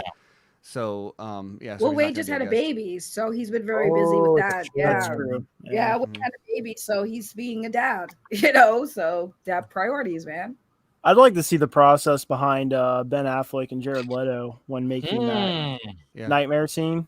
I'd love to see some behind the scenes. And I think they were on set together, like physically. No, they weren't. It was they weren't. That's why I'd love to see how he composite it was together. One day was Affleck and acting being Batman, and Damon Caro was playing Joker. Yeah, and then he also played Joe Chill.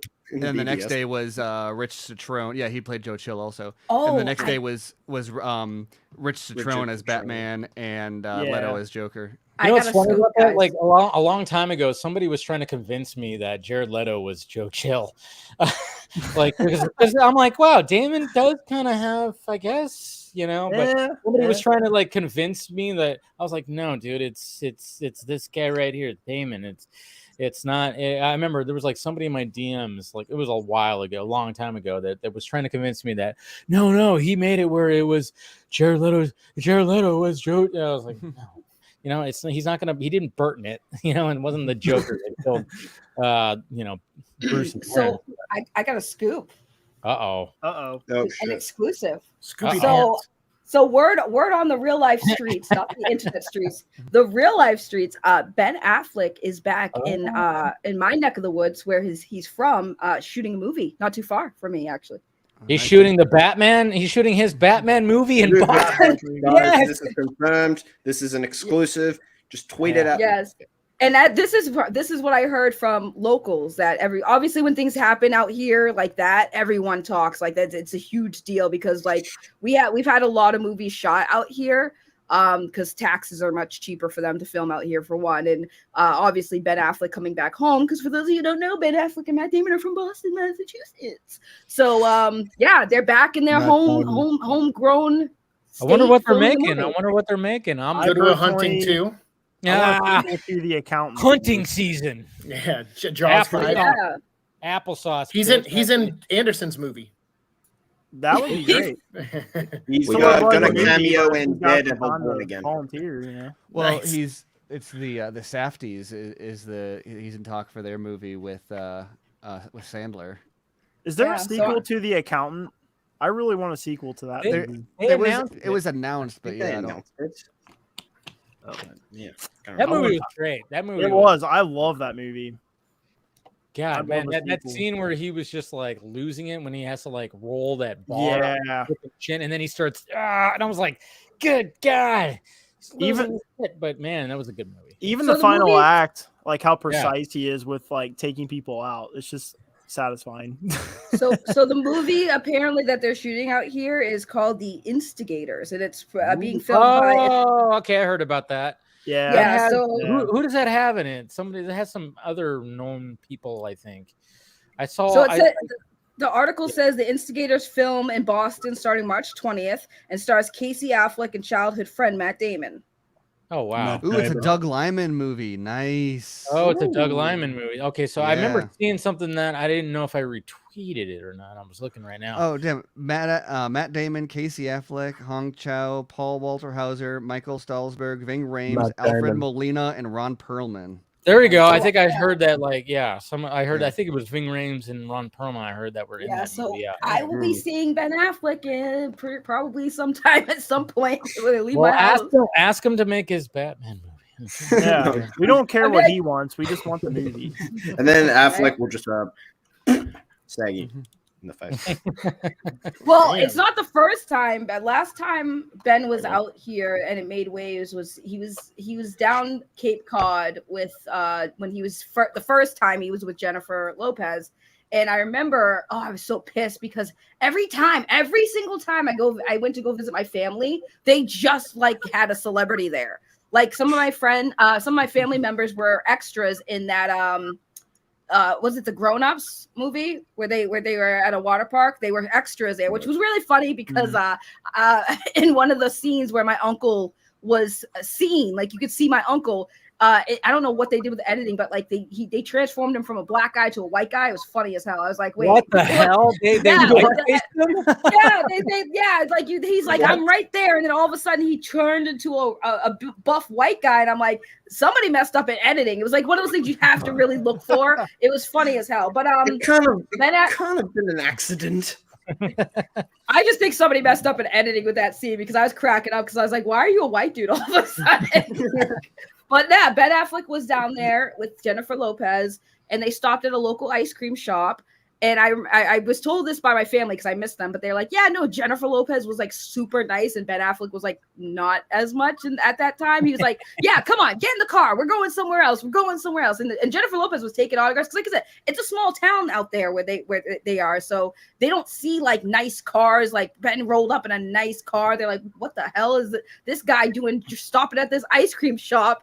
And then out comes Ben Affleck and Jennifer Lopez. Of course, everybody, their moms was like, whoa. And yeah, that was the first time I heard about Ben Affleck, which wasn't a very nice interaction at the time. But I mean, what can you say? When it comes to celebrities, I get it. Like, you're just trying to stop and get ice cream and have fun. You got a bunch of people swarming you. But it's like, dude, you went to a very small town where they don't see nothing out there. So, of course, everyone was going to get excited, especially to see Jennifer Lopez's gorgeous self get out of a vehicle. Like, come on.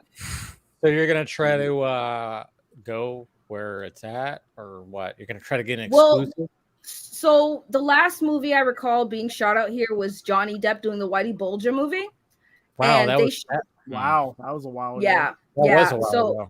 Yeah, and Johnny Depp was they were filming at a school and some apartment complexes that were behind the school. So they were using the school because the school was under renovation. So they were kind of using the school as like a setup for certain things too. But yeah, Johnny Depp was out there. I got a glimpse of him in his horrific costume, which is too realistic. I was like, oh God, is that Johnny?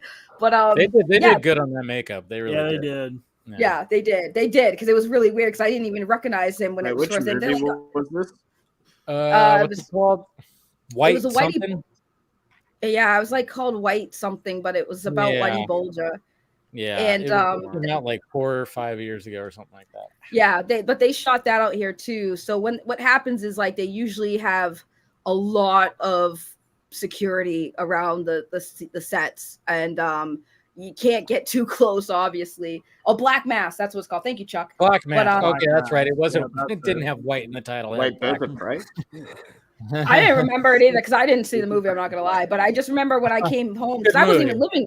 Yeah, I wasn't even living here when that movie was shot. I was living in Florida. I came back for vacation, and they're like, "Yeah, no, Johnny Depp's shooting a movie," and we drove by, and they're like, "You know, you want to see it?" And we knew somebody who was working on the renovations of school, so yeah, like I got a glimpse of Johnny, and it was cool. It's cool when things happen, but like it's such a small area that like they don't let you get too close to the actor.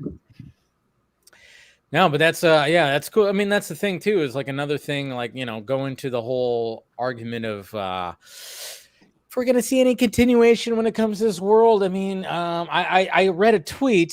Somebody sent me a screenshot of a tweet that said that that Affleck is coming for DC Studios or something like that. And I went, you mean the guy who just started his own company right now with his best friend is coming for DC Studios?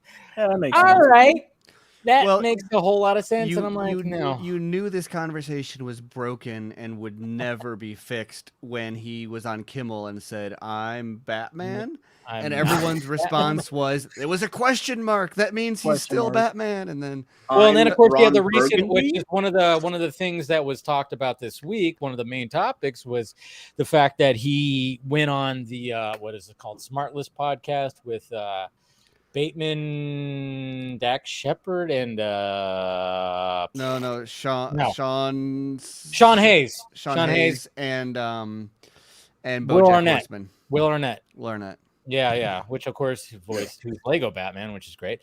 But then of course, he talked about because Jason Bateman's an heir, right? He's an heir, I think. I'm pretty sure he's in there. Yeah, he's in there. Yeah, so he talked about, of course, he gave a spoiler, which, you know, not that much of a spoiler, but then of course he explained the scene. I love how he's like, oh yeah, spoiler. It's like, yeah, there's a scene like, with Wonder Woman, and then he just talks about the scene. Sounds like a great scene because he talked about he finally figured out Batman, and I was like, all right. I mean, he said that before. He just never explained the scene, and this time he was like, fuck it, explain the scene, which I thought sounds like a good scene. Sounds like, his part in the Flash is going to be pretty damn memorable. It's going to be short and to the point. I think it's going to be longer than 5 minutes because he said 5 minutes, but I think it's going to be probably maybe close to 10 minutes. I think he's got more of a role than that. I'm kind of wondering if he's going to be like in other spots of the movie. I don't know. I guess we'll find out. But at the same time, it's like, all right. So, and then of course that added to some of the, oh yeah, he still wants to play Batman. I'm like, yeah, I mean, I could see him like figuring that out. But at the same time, I'm like, he doesn't want to be the main star. He really expressed that he, like, at one point, he was going to make his Batman movie. But I've been saying since, even though I would love to see that, but I've been saying since that was announced, I'm like, that's gonna be rough to wear a 32-pound bat suit and going cut, walk, see the monitor, and be like, no, that wasn't good. All right, let's do it again. Get some water. Something's definitely bleeding. Well, that's the thing about fandoms. That's the thing about fandoms that has always bothered me, is that we can be fans of the talent, and like, it's nice that, like, I liked Ben Affleck as Batman, even though I was a skeptic at first because I based it off of Daredevil, which was a mistake. But it was. I'll have to go back and watch it because I believe it. I believe it. But my first impression was the first Daredevil, and I was like, ugh. But the thing that makes me annoyed is that the fans, it's like, I get it. We all want what we want, but at the same time, we have to understand that actors, this is a job. This is a job like any other job. It's just a job that most of us would love to have and would make us a lot of money. But at the end of the day, it's a job. These actors are just happy to just do what they do and love what they do. And when it comes to Ben Affleck, his passion projects have always been behind the camera. Like, that's where his career really flourished, he was a director. He wrote scripts. Him and Matt Damon were a team. And I mean, no, I get what you're saying. Like, he did do acting a little bit before that, but that's really his passion. No, well, I was just going to say, like, if you think about all the movies that he was behind the screen, behind the camera, he was also in front of it too. The Town. Right. Yeah. Argo. Right, but it's like, right. But I get what you're saying. It's like, yeah, I mean, I think he just has a passion of both, where he likes that he can make his own sorts. But you could say, like, Cry Baby Cry or whatever, he wasn't in that one. Run Baby Run. Run Baby Run. There was, Right, but that's what I mean, though. The sequel is Cry Baby Cry. Right, but that's the thing. He loves, like, he does like the balance, but overall, he really does like directing. And it's like when you're writing a script, especially, like, for instance, I was writing a script, I always like insert myself into my script. It's like a self-insertion. Like, I want to put me somewhere in the story. And that's what Ben does. He wants to create, but he also wants to be part of it because he feels like I can be this character better than anyone else. And it cost him less money to cast himself. I've got a review of his, like, Rotten Tomatoes scores for all 53 of his movies or whatever that he's got now. Coming over the weekend, so a little spoiler for that. But I did it before, and it was really interesting because I'd focused on all the movies that he was an actor in. And for but for Air, I've got a version coming out tomorrow where I focus a little bit more on his movies that he's a director on. And it's actually interesting because if you include the movies that he's a writer and a director on, other than Live by Night, they're all like high 90s Rotten Tomatoes scores. Like, as a performer, his reviews are his average is way better, at least critically speaking, for anything that he has any sort of creative input on. Everything else is kind of a crapshoot. He's literally got at least one movie in every 10th of the Rotten Tomatoes scale. Like, he spans the entire 0 to 100 spectrum of that. To Saggy's point earlier too, and I'll keep it in the realm of Batman, where she was saying, like, most of these actors, just a job for them, and that's true. Like, I have a friends in LA that act, and that's all it is. It's a job, and if it's a job they can connect to and make a career out of, that's even better. But like Dietrich Bader, who did the voice of Batman on Batman Brave and the Bold, He said at a panel once when the show was ending, he said, this is the last time I'm going to be on a panel at Comic-Con to talk about this character. And he goes, and when I first got the job, it was just a job. He's like, just like any job. He's like, I didn't care that it was Batman so much. I just wanted to do a good job because that reflects on me.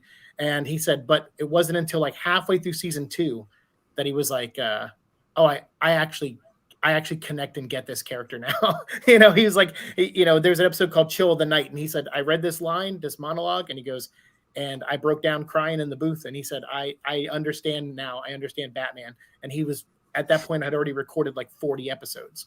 So it's really cool. But it is like, to us, we see it as fans. To them, it's like, hey, I just want to do a good job, and then I want to move on to the next project, and do a good job there too. And that's what, if anyone saw that clip going around from, who was it? I think it was one of the Real Blend guys. Sean O'Connell. No, it wasn't Sean. But, shenanigan. Fake fan. I might be thinking of the wrong one, but there was an interview with Affleck. Fourth pillar. With pillar, Steven, he took your pillar. With Affleck and Damon talking about Air, where Affleck said, which it's always funny when you hear a celebrity be like, I learned that money can't make you happy. It's like, well, that's really easy to say after you've made when all you the have money. it. But he said, he said making Air is like where he finally he was on the set, and he was like, look, I get to drive, I sleep in my own bed, I get to drive to set, my kids can come visit me on set, I'm at home to see my kids while I'm working on the movie.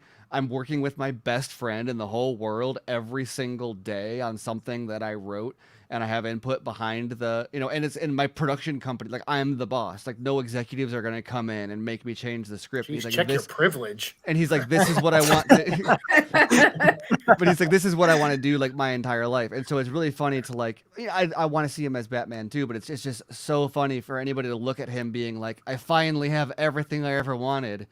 And for people to be like, no, you should put that, like, yeah, you should make that Batman. Right, and that's what I'm saying.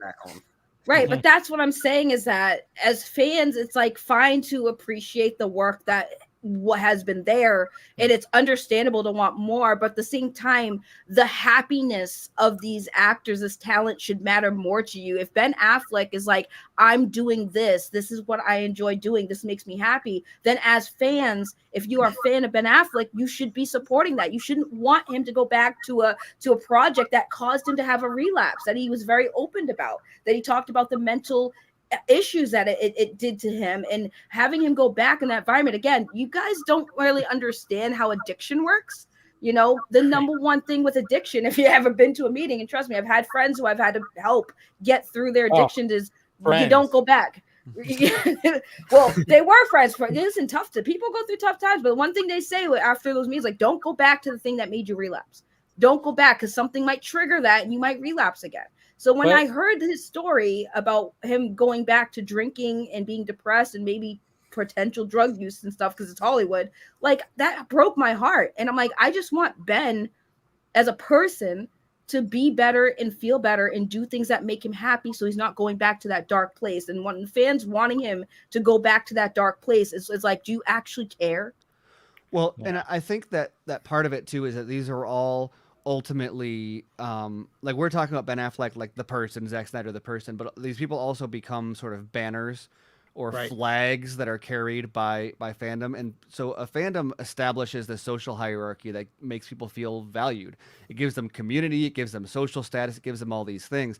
And so something like the Snyder Cut fandom not only provides that community, but it also created a sense of, like, there's like a Ready Player One aspect where people got gold stars and keys and all that stuff for and like there's like a point system basically for people who figured out the plot or found a screenshot or whatever. And so then that all ends, and you still that hierarchy still exists, right? And so the way that you for lack of a better term, of power is about to change. Yeah. For lack of a better term, you there's a lot of virtue signaling, and so that goes along with, like, wanting Affleck to be a Batman, wanting Snyder to do Justice League. Those are just flags that you wave to say, look at how true of a fan I am, look at how good of a fan I am. I'm waving this flag harder than that person's waving the flag. That puts me higher, and that's why they get mad because I have always said like I'm not part of the fandom, and that's not I'm not a fan. It's that I don't want your approval. I don't care about your approval. I don't want to be a part of your club. I don't want credit. I don't want to wear a T-shirt. No, it's not credit. It's clout. But like I don't. Wow. Wrong so, C word. But like they get mad about that because like you can't gatekeep someone that doesn't want to go through the gate. No, Right.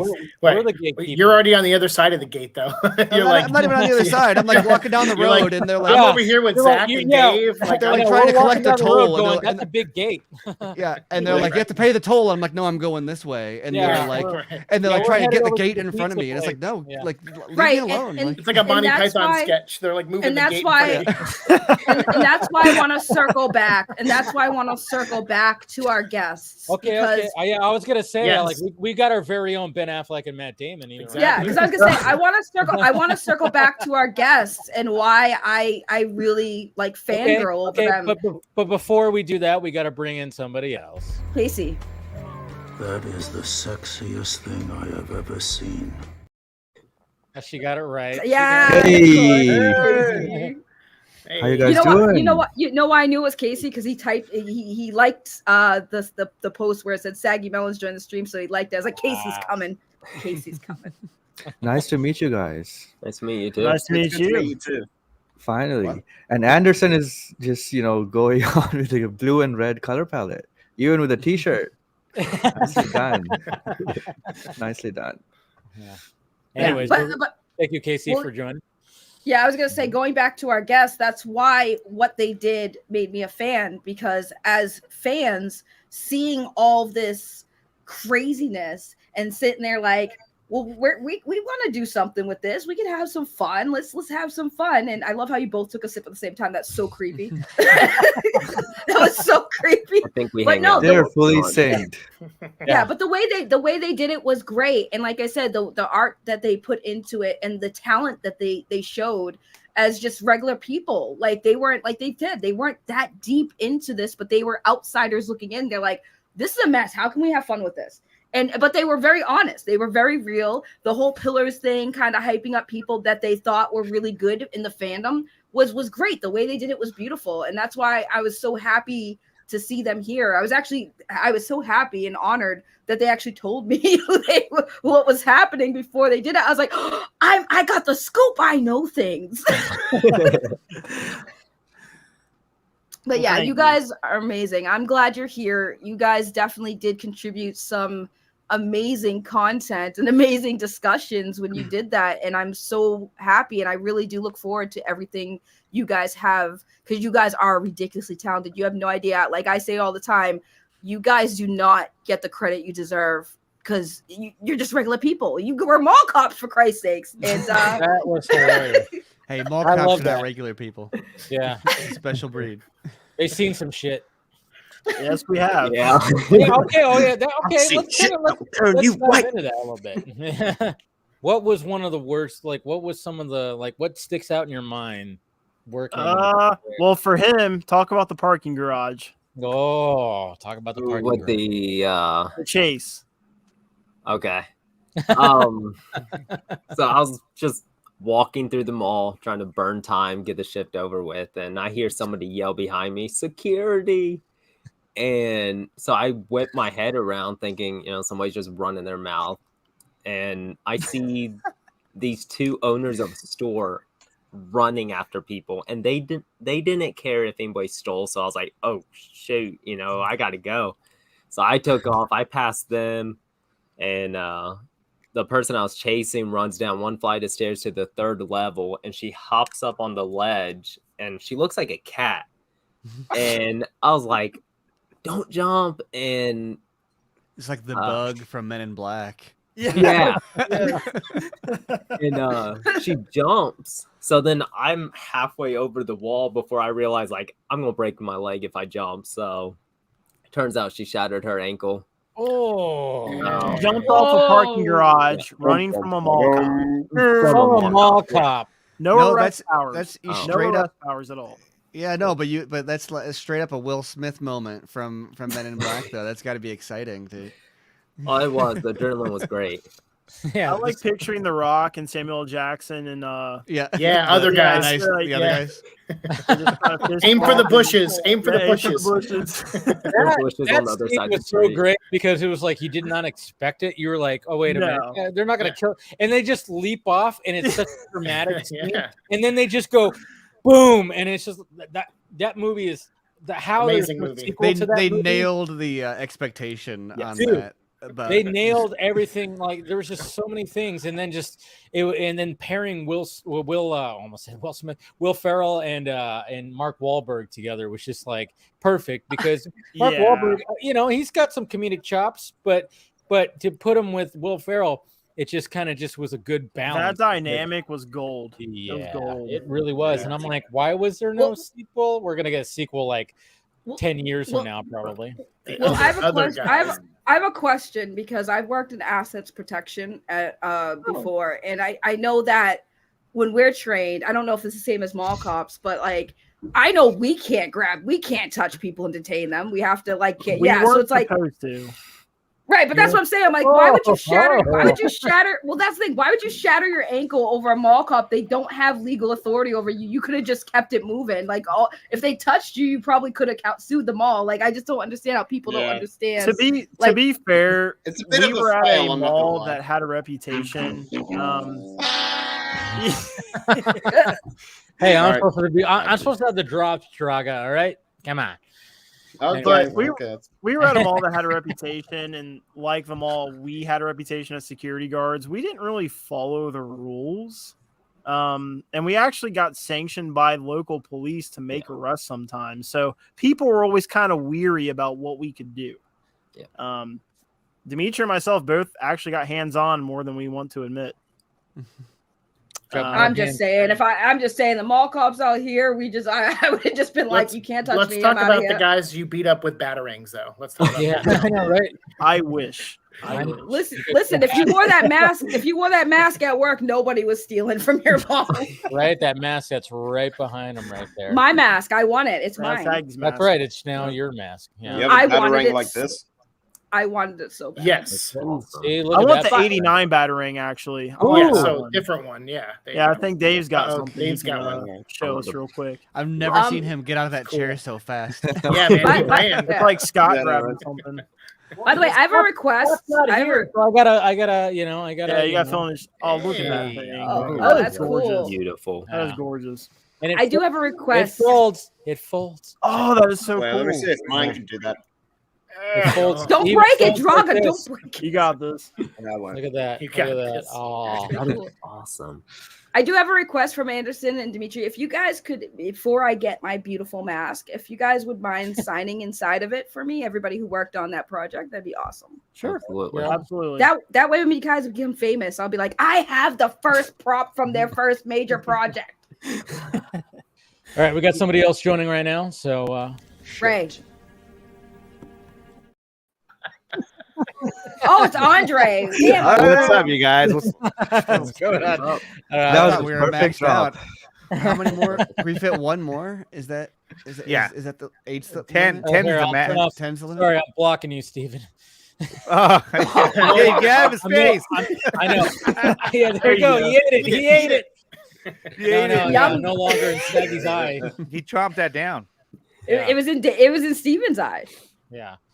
But of course, I like your hat there, Andre. So Oh, thank you. Yeah, Thank you. you're top tier in this I in this know. stream right now. But Right, even though they got shut out yesterday. They got shut out, right? They got shut out. But you know Not what? a It's good only start one for the game. Giants. It's only one Yeah, game. I know it's not one game, but not a good I don't like start. Andre's hat. Yeah, I don't like it either. Take it No, off. whatever. Throw it away. I don't like Andre. All right. And I'm right next to you too. It's even better. It's like, hey. Yeah, it's like being next in class to someone you don't like. It's like, oh, I'm gonna shoot. I know, right? That's Because how Andre- There's nowhere listen, else to sit. It's because Andre Seats cheats. taken. Seats It's because Andre That's cheats true. on the test.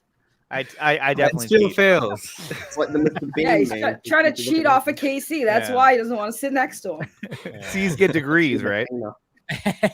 Thank you for joining, Andre. How's your night Yeah. going?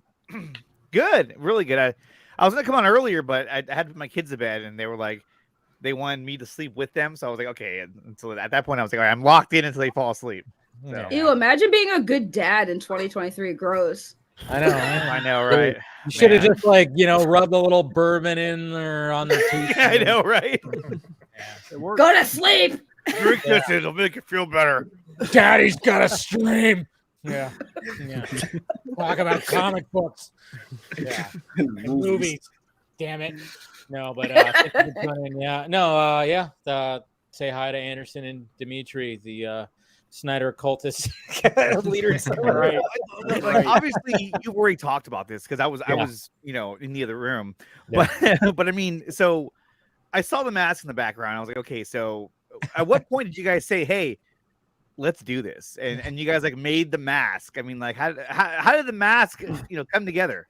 So my mask. This is like when Batman. This is like when Batman builds his suit. I want to know, like, how did you build your mask? Like, Dave mentioned Eyes Wide Shut earlier. That's actually one of my favorite films of all time. And when Dimitri and myself were talking, I was like, dude, we should do something like that scene where all the people are standing around with masks. Yes, but great scene. I didn't feel like green screening that, so we just green screened him like times 10, and people thought there were like a row of us, and then I was walking down the middle, like, that's right, you're a part of the cult now, and that's kind of. But we got those Jabberwocky masks off Amazon, and then just like drew whatever on them, and I don't know. We were trying to find that fine line of seriousness and then goofiness, and I think we took it too serious, and that's why it really got people concerned. No, you hit exactly the right line. Yep. The right line is when the people who you're satirizing take it too seriously, but the other people don't. Yeah. We were. I remember just like we were like all my talking meme this about week. Yeah. Yeah, we were talking about it, and we are like, "What? Like, what is this?" And then we just immediately were just like, "Well, just let them do their thing, just let it." It was like it was because the reaction was so funny. Yes. When it started, at first, I was like, "I don't know how to take this," but then when it started triggering, I was like, "Yeah." We all kind of went, "Oh, okay, we get it now. We get the same thing happened with us because we were just gonna do one video. It was gonna be a one and done. And then a couple days later, we're trending on TikTok, and we're like, "What the heck?" I thought it was so ridiculous when I saw it. I was like, "What the fuck is this?" I was like, dude, whatever. I knew they hit gold when like even random people that I didn't expect to be like, "Saggy, did you see this?" And I'm like, oh my god, this thing, and everyone was talking about it, and I was like, what is happening? So when I checked out the Twitter, I was the funniest thing from the pushback that I saw was someone, some people were saying that this makes us look like cultists. Yeah. And I was like, really? This makes this right here. This is the line, guys. Nothing else, but this is what did it. This is what broke the camel's back. So funny about it. There are people saying you're not one of us, or you're not representing us. Yeah, I'm like, you're not one of us. One of us. And that's the representing himself. But the funny thing about that, and then also a lot of this type of like what you did, like the meme I did this week and all that stuff, that would have been everyone would have loved. Oh my god! Those are all jokes. You had to bring that up. Those are all jokes everybody would have loved in like 2020.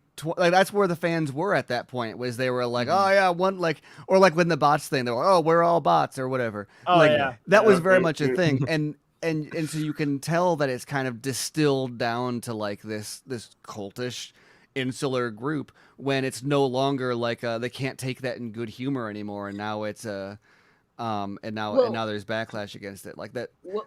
A year ago, 2 years ago, that would have been they would have all like made masks just like that and like done a campaign. The thing that's great about the response to these guys is like Twitter and the videos. The thing that was the funniest and why I immediately became a fan was like they were proving their point and not even realizing how much they were proving their point. And that's where I was like, I immediately knew when I saw the response to their videos, I was like, this is why they did it, to basically show you guys like this guy's wearing a mask and your masks all came off when they posted those videos. And that was symbolic.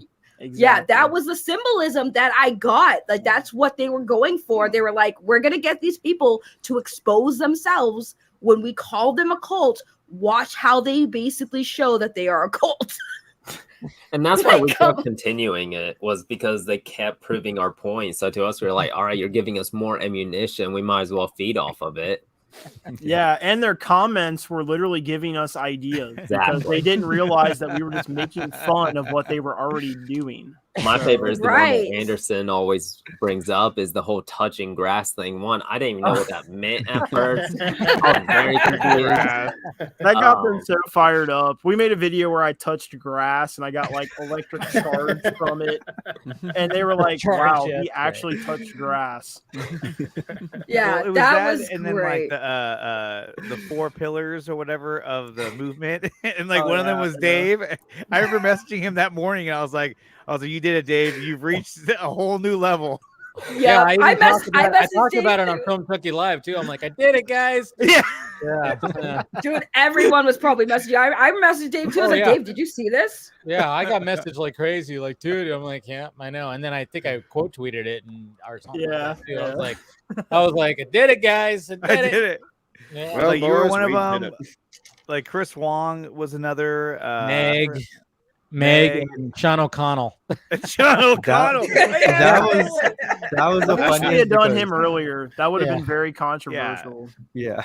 I'm I know. surprised. That's We were what all- I'm we were- surprised. we- Dave yeah, got- we were all hoping it was going to be Steven, but you know, we had our bets that it was Steven, but Steven came in 5th. Sorry, Steven. No, He I was expecting Garza.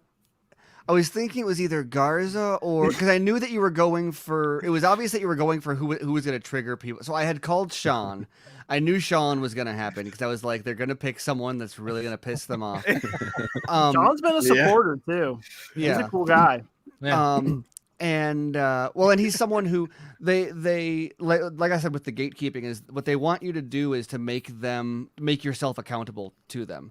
They want you to apologize. They want you to follow their rules. They want you like with Sean, it's not that any of the stuff that he supposedly did that makes them hate him. It's that he won't bend the knee to their way He of won't doing bend things. over, I should say.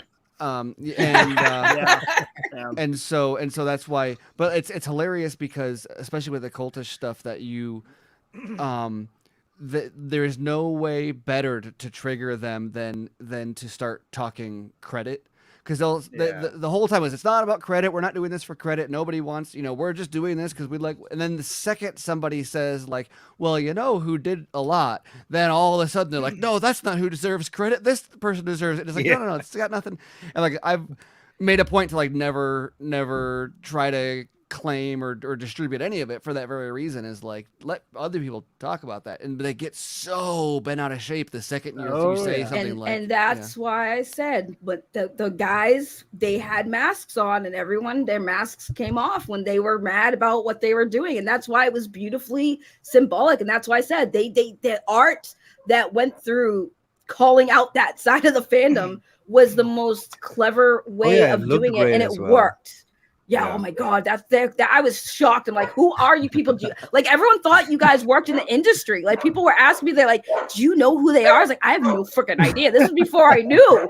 And they're like, dude, do they work in the industry? Their It was just quality James is Gunn and Peter top-notch. Safran. This is how they started, Yeah, they It were hired. was. Grassroots. Yeah, they were hired by him. Everything okay, Axel? I know. What? Yeah, sorry. Was that your mom? Yeah. No, my dog was barking. Sorry. Mom, meatloaf. No, not my dog barking. I'm hungry.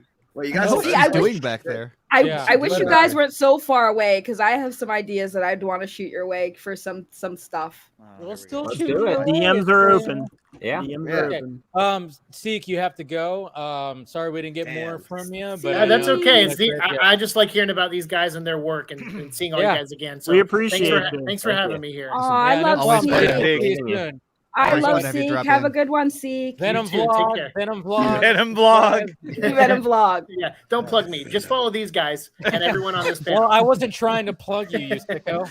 I was thinking about it. Play your cards right. Play your cards right, Dave. Bye, guys. See you later. Bye, Take it easy, Steve. man. That's it. I adore Seek. He is Yeah, so Seek's funny.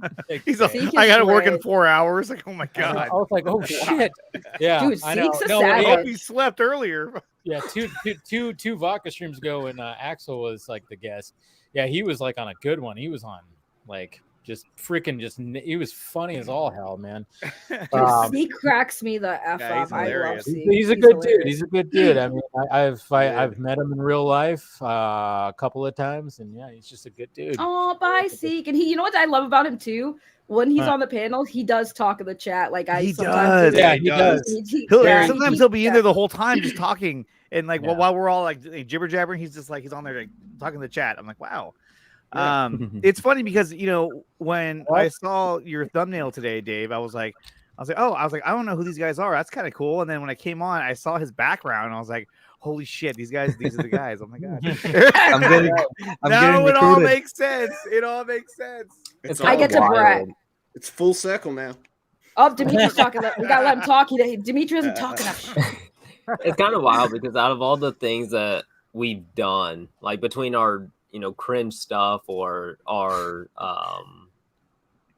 serious stuff, more serious stuff, this is the one thing that really got us noticed by all of you and everything else. It really figures. Yeah. Oh my god. Well, I mean, there was a degree where I thought, okay, sadly, this could be real. Like this could be somebody how they really, really feel, and they think they're making a difference. So if it is, Gone over the edge. it is what it is, right? And But what's then- funny is some people did take it seriously. We had people sending us their initiations. Like they would Oh my god. they would be stabbing the Justice League or throwing it into the street. I remember. And you we talking would be about that. like, I mean, yeah, that's you kinda guys are in the bizarre. cult You now. guys are just laughing the whole time, like, oh my god, look at this. Yeah. I want to be part of it, guys. Come I on. want to be part of it. I just Well, want to be part of something. I remember after the first video, because I talked about it on my channel. I was like I forgot even what I said, but I remember when I reached out to the account and I was like, I love what you guys are doing. I love that you triggered all these people. Like I was just like super pumped because I'm like, when you fight a lot of people, especially fandoms, when you're like trying to combat the actual toxicity, you feel like you're alone. Right? You feel like there's not enough people that are on your side seeing what you're seeing. And then here come these guys with these crazy videos. I'm like, why the fuck didn't I think of doing that? But it worked and it was great. And I became an instant fan and I loved it. And that's why I can't gush over these guys enough because they really are ridiculously talented and they need us. They don't get the credit they fucking deserve. And I every time I see, I try to push them, man. Like you guys need to, and not even just that, their podcasts. Like just listen to them talk about nerdy stuff. Like people always talk about drama. It's weird, right? You guys got a taste of why drama is clickable because you guys got into some drama with that one, and that's what drama is, and everyone will flock to it. That was the other part about the whole thing that was weird is like we don't care about all that. Like we'll see people like attacking Dave or any other YouTuber that we like, and it's just like who cares? Like they don't care, we don't care. You think people care, but they don't, it was kind of weird that we had people coming at us thinking that we cared, and we would just be like, thank you for the attention. Thank you for the views, But it's content. It's content. That's what I kept on saying too. I'm like, if anything, like I'm just getting views from all of this. Like, exactly. But you're a clout chaser, Dave. I know, right? More views. Keyword. He's a hack. Like what I said at the beginning. know. What I said at the beginning, I'm like, I think I don't know if I'm chasing it. I think it's like I have it already. Yeah, I mean, I don't know if I'm chasing it anymore. Yeah. I'm a clout holder. I don't know. What I'm The defending clout champion. Yeah, clout champion. There you go. You're a clout keeper. Clout keeper. That's what we're calling. Clout keeper. There it is. I'm also a should be a superhero by name. the way. It's also funny too because like when they talk about the gatekeeping thing and they're like. You're like, I always get met with, you don't talk for Zack Snyder. I'm like, yeah, okay. Well, why does it sound like you do? Yeah, like, exactly. I'm like, why does it sound like you talk for him? I'm just relaying things I like. I've heard, but then they're like, especially when it comes to the A word, when you say like, oh, what if animation happens? Going back to, yeah, exactly. When Swenson posted that whole thing about, yeah, exactly. We pissed off Axel. No, but at the same time, it was like when he tweeted that out, I started looking at his responses and the quote tweets, and I'm like, oh, yep, there it is right there. And I'm like, even though it's like that's exactly what could potentially happen, because it's like they got the entire cast to come back to do this Scott Pilgrim anime, and I'm like, all right. And I was like, when Swenson posted that, I was like, yeah, that could be like a potential something, because like again, we're always open for options, and it's like, but you don't speak for Zach. Zach's a filmmaker. Zach's this, Zach's that. I'm like, well, yeah, it sounds like you're speaking. It was all he's done animation before. Like he did that the Owls of Gahoo. Yeah. Well, and there were Sucker Punch tie-ins, and he said there's going to be a Army of the Dead. Or and not there's Army that Watchmen there. scene. No, there is Army of the Dead in the Las works. Vegas. There's a Rebel Moon animated short. Did you guys see that Titans episode where they feature Zack Snyder? Yeah. Yes. And they show like that snippet of like Dark Side and everything. I think that animation style with the rest of the story would be. I think that didn't Jay Oliver work on that one? Yeah. Yeah. Well, here's is it the thing Oliva too. or Oliva? Am I saying? I think it's I've always said Oliva. Yeah. I said Oliva. I too. believe that. Yeah. Yeah. I think it's the first time I've ever said Oliva, but. God, the dad joke. The dad joke. Holy crap, and he's the youngest. I know. He's the youngest. He's the minor of the group. Yeah, that was so cringe. But no, the thing with the animation is the money it would cost for animation is dramatically so much less. And on top of that, the chances of getting all of the original actors to come back for voice lines is a lot higher, because you can probably but you can also give them less money because you're just using their voice. Right. Yeah. And so I was talking to somebody earlier because they said, animate, it has to be live action, no compromise, right? And I said, well, here's the thing. I was like, if Zach said, let's do it, and they got all the actors to come back, if not a majority of them, to voice these characters, would you then be like, no, bam, I don't want to see that. I mean, even if that does happen, they're still gonna watch it no matter what. Exactly. And so even if it's a graphic, if it's a comic or if it's an animation, they're going to be first line to see it. And so it's kind of like, look, the other argument could be, and this is what I was trying to say, was that if any form of medium, maybe a comic or animation, it's going to drive up more interest and hype for the actual project itself.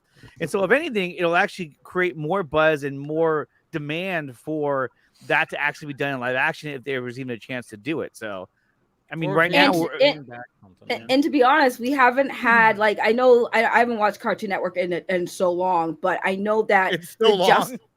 It's so long. But I know. But I know that the Justice League animated series that was on Cartoon Network was very popular, and then Justice League Unlimited was also very popular. So bringing back all those shows were great. So bringing that back, it's more feasible, it's financially sound, and you can get the original cast to come back and not have to break your bank, because voice acting it's cheaper. And Zach could still work on his stuff. He could hire, like I said, Jay Leva, Oliva, whatever you want to call him. It's like you can have him run it, or somebody he trusts, and he can be a producer, and he could still. He is not even balls deep. He's up to his neck in Rebel Moon fucking shit right now, and that's the thing. It's like, so these when guys don't want to hear that. They don't want to hear that. When I see this, I'm like, all right. When are we? Is this all gonna happen? Where you think this is gonna happen, guys? Yeah, it's like he's working on a science project over at Netflix. No, it's actual. It's more than that. Well, and I think it's like, starting. But after Rebel Moon, he's gonna go back to DC. Well, and Rebel Moon isn't just like I mean, obviously there's the 2 movies to start with, and then there's a game, there's a tie-in novel, there's looks like a graphic novel or something with Lee Bermejo. I don't know exactly what his involvement was, but he posted some involvement. And Zach confirmed he did some art of some kind for them. There's going to be a lot more in that vein, I think, coming out. Like this is not going to. And Army of the Dead obviously is its own thing also, but this is going to be something that is much more sprawling that he can like spend years and years on, not just like this side project. And I think that when people say like, Saggy says all the time like, why don't people focus on Rebel Moon? And they say we do talk about Rebel Moon. We are excited about Rebel Moon, and I see it from that group. So I don't want to say like they don't care about it, but there's a treatment of Rebel Moon that like they're behaving as if it's like a side project or like it's like some indie like side hustle that's going to help him kind of get the clout he needs to do Justice League. And it's like, no, this is his baby. He's been working on this since before he was working on Man of Steel. Like he's been working on the script for this universe like forever. This is his OG passion project, original universe, original IP. He's always wanted to do a big game, and it looks like he's going to get that with that. Obviously, like I said, there's comics, animation, like it's all. This is going to be a big deal for him. This is not a like stepping stone. It's a George Lucas thing. Like that's the thing. Right. It's like we've talked about that before because George Lucas, obviously, when he came up with Star Wars, it was basing off of Star Wars. Thank you. Yeah, Star Wars. Hey guys, Peter Griffin here. Holy crap! Shut up, Meg. Shut up, Meg. You look good, Peter What Griffin. the hell, Droga? Stop! It's too good. Stop. Yeah, all right. Oh, hey y'all, it's me, Cleveland. It's turned into the action show right now. No, but I'm just saying, like, because obviously he was basing that off Flash Gordon. He turned it into his own thing. Zack's doing the exact same thing. He's like creating this, and if it's a huge hit, I mean, and I think he's trying to build it to be like this grand thing where it's going to have all kinds of like. There's going to be books. There's going to be spin-offs. There's going to be cartoons, anime, whatever the fuck, whatever toys. There's going to be all kinds of stuff, and this is his baby. Like it's all his. You put respect on Anime's name. Oh, I know. By the way, I will say this, Zach, if you're listeing, if you're gonna do a game, avoid EA. Okay, avoid EA because I would go with somebody else. They're gonna try to screw you, bruh. I think Netflix has its own. I mean, I'm sure they'd work with a partner, but they started a studio for we're hiring some people for AAA projects a while back. So. And they've also worked with like CD Projekt Red before, so I don't know. Oh, I want that one. Yeah. Yeah. Because I loved Cyberpunk so much. I know people hated the issues that it initially had, but the world they built was amazing. Mm-hmm. So that company would be awesome. I would play that game if only they added a third-person mode, and I can't stand. I think there's a mod for that, isn't there? Well, listen. I don't have a PC. Cyberpunk on me. Cyberpunk was one of those games that like it was like, okay, so we're having delays, cool, no big deal, delays happen, then the game launches and like aside from the new consoles, the old ones were just like so many problems. It was so bad. It was really bad. Yeah, it was really bad. Like handicapped people could suddenly walk. I'm like, what? You see those memes? It's a miracle. The cyberpunk universe has Jesus somewhere making miracles happen. Yeah, you play as Jesus. But yeah, no, I think like Steven said, I mean, that's the one thing that I will say and why I think Zach, like I don't know Zach from a hole in the wall, but you can just tell by seeing him, come on, YouTube channels of just regular people having regular conversations and having general fun. But like I think that when it comes to Zach, respect the man. He's doing his own thing. He has his own universe. He's owning his own characters. He has full control of what he's doing. And that's the best thing for him. He seems much happier with what he's doing, considering everything that he had to deal with that year. He looks. But that's another thing happy. too. Like another thing too that we get met with is like the fact that like he thinks that we're manipulating him or something. So, like, Zach's not a grown man. He was forced to talk to say that James Gunn was a buddy. He tricked him, which was hilarious because you said, "Oh, James Gunn's joining," and then but the second he goes, "James is a buddy." Actually, I was like, "Wow, this is gonna be Like it was so unprompted from him that in the moment I was like, wow, this is gonna cause waves. And then everybody red capes are coming. Everybody rushing to be like, oh, that was prompted is so hilarious because it was the least prompted thing I've ever seen him say. Well, common sense, right? When they say, oh, well, he said it because it was professional. And I'm like, professional would have been just politely laughing at Dave's bad joke. It was a bad joke. And I'm messing. It was a good joke. But it would be...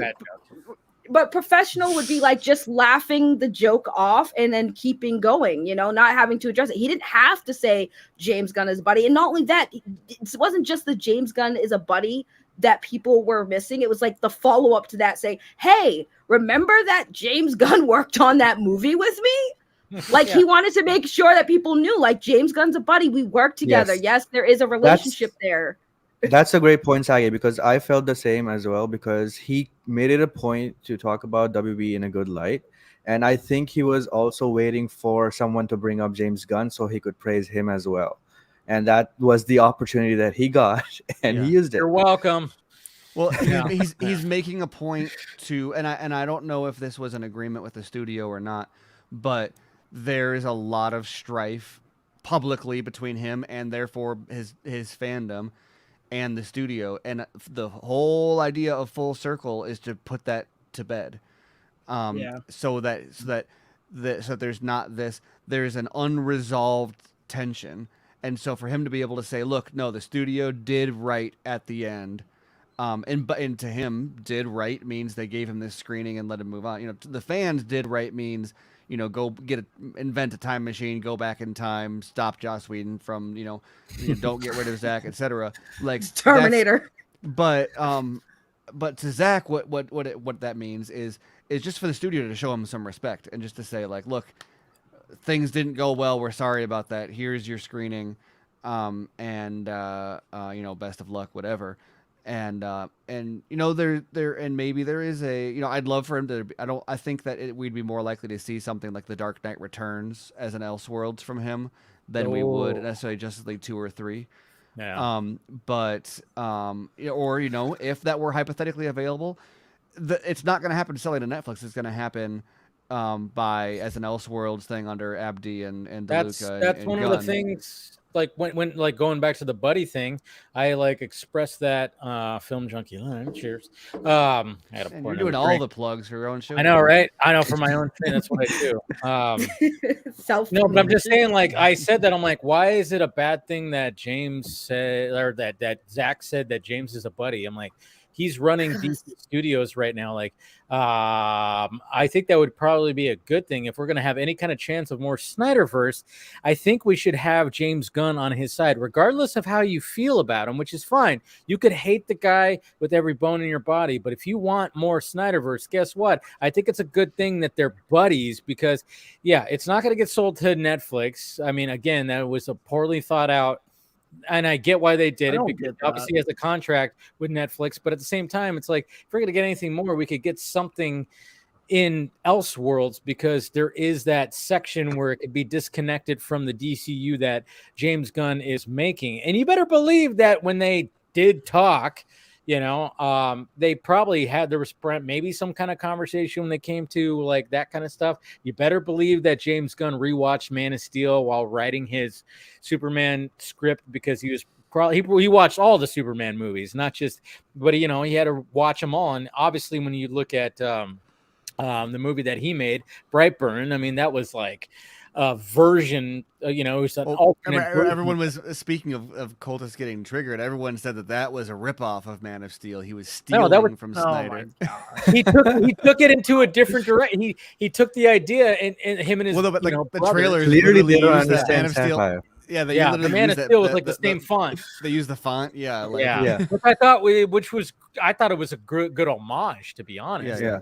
That's one of those things where I'd want to ask Zach, did you see that movie? And it would be great if he was like, oh yeah, that movie is great. That movie sets up sequels as well. It ends with like kind of teasing that there's other like meta beings, and but I kind of wish we had gotten more of that world. Yeah, I want to know that. Don't we all? Another you thing that... Yeah, go ahead. Go ahead, Casey. No, go ahead, Casey. Another thing that was funny in that James Gunn Ladies comment first. Yeah, so Casey goes first. That's why I said that. Thank you, Saggy. I feel better now. So when he said that, James wrote Dawn of the Dead, right? And there's a lot of people that keep bringing up that one article where someone said he that didn't write it. yeah, he didn't write it, and basically most of it was rewritten by the other writer and all of that. So they keep posting that under everyone who says that James Gunn wrote Zack's movie, and now Zack himself is saying that James wrote his movie. So it must be extra disappointing for them. Right. Well, I was gonna say the most craziest and most dumbest gripe that they had with me was that I was trying to ask Zack if he what kind of anime he was into. They were so mad at me for that. Well, they were mad for other reasons, but that was one thing I saw floating around. They're like, yeah, she kept trying to ask him about anime, and I'm like, yeah, because unlike you guys, I actually want to, get to know the guy and actually see if right, because some of his works have heavy anime influences in them. So I was curious to see where his mind was creatively, if he got any inspiration from anime. Because guys, I'm also a fan of anime, so I mean, it just made sense to ask a director. Right. It's makes sense to want to know where a director's inspiration for his movies come from. Some people speculated that the Man of Steel was very heavily influenced by Dragon Ball Z. Yeah. So I mean, he's mentioned he's liked anime, obviously. I mean, you see the inspiration, but that's what sucks too. Is no matter what, you can't win, because I mean, the time before that he was on, he came on to watch the unboxing, and that was great. And we weren't going to bombard him with questions, but we asked some questions about it, but it wasn't that kind of stream. He came on to shoot the shit and watch the unboxing that Scott did. And of course we got hounded for that. And then of course, when we had this, we asked the right questions, but I guess not in the right way. I don't know. It's just, I just don't understand. Huh. Go ahead. Me and Casey tonight, we're on a roll. I'm sorry, Casey. But I was just gonna say real quick. I would love to see Zack tackle a live action anime adaptation. That's all I want to say. Yeah. Give him Kara, whatever the hell it is. There's no way people would be do something. I'd love to see him take anime inspiration, but I'm tired. I'm so tired. I don't. Steven, stop. Steven, stop. I get it, but listen, Steven. I think hold on. You think Speed Racer 2. You think the comic book fans coming after him is bad? I know. The anime fans coming from him is going to be something entirely different. Hold on. Here's the thing though. But here's the thing though, right? Again, Sucker Punch. You can't convince me otherwise. Sucker Punch was a live action anime in his version. The way that he shot it, the way he shot that is definitely heavily anime inspired. So that's why I think if anyone was to do a good one, right, it was original. But I think that it would be fun to see him be challenged, because that would be a challenge for him to do. And he's a fan. You could tell he's a fan. If he watches anime, I would love to see him take a favorite anime of his and make that into live action. I mean, you're praising Sucker Punch. I mean, the hair. He's the only person who's ever properly executed anime hair in live action with, is it Rocket's hair in the train sequence? Yes. She's got the layered, it's amazing. Yes. And because it looks natural, but you look at it, you're like, oh wait, that is anime hair, but not weird. Oh, we got a celebrity showing up right now. We got Mr. Ray Swenson in here. Chris! What's up, Chris? What up? Hey. Wait, because Chris is the only person on this panel that's excited for me for the Power Rangers thing. Oh my God, Chris, I'm so happy you're here. No!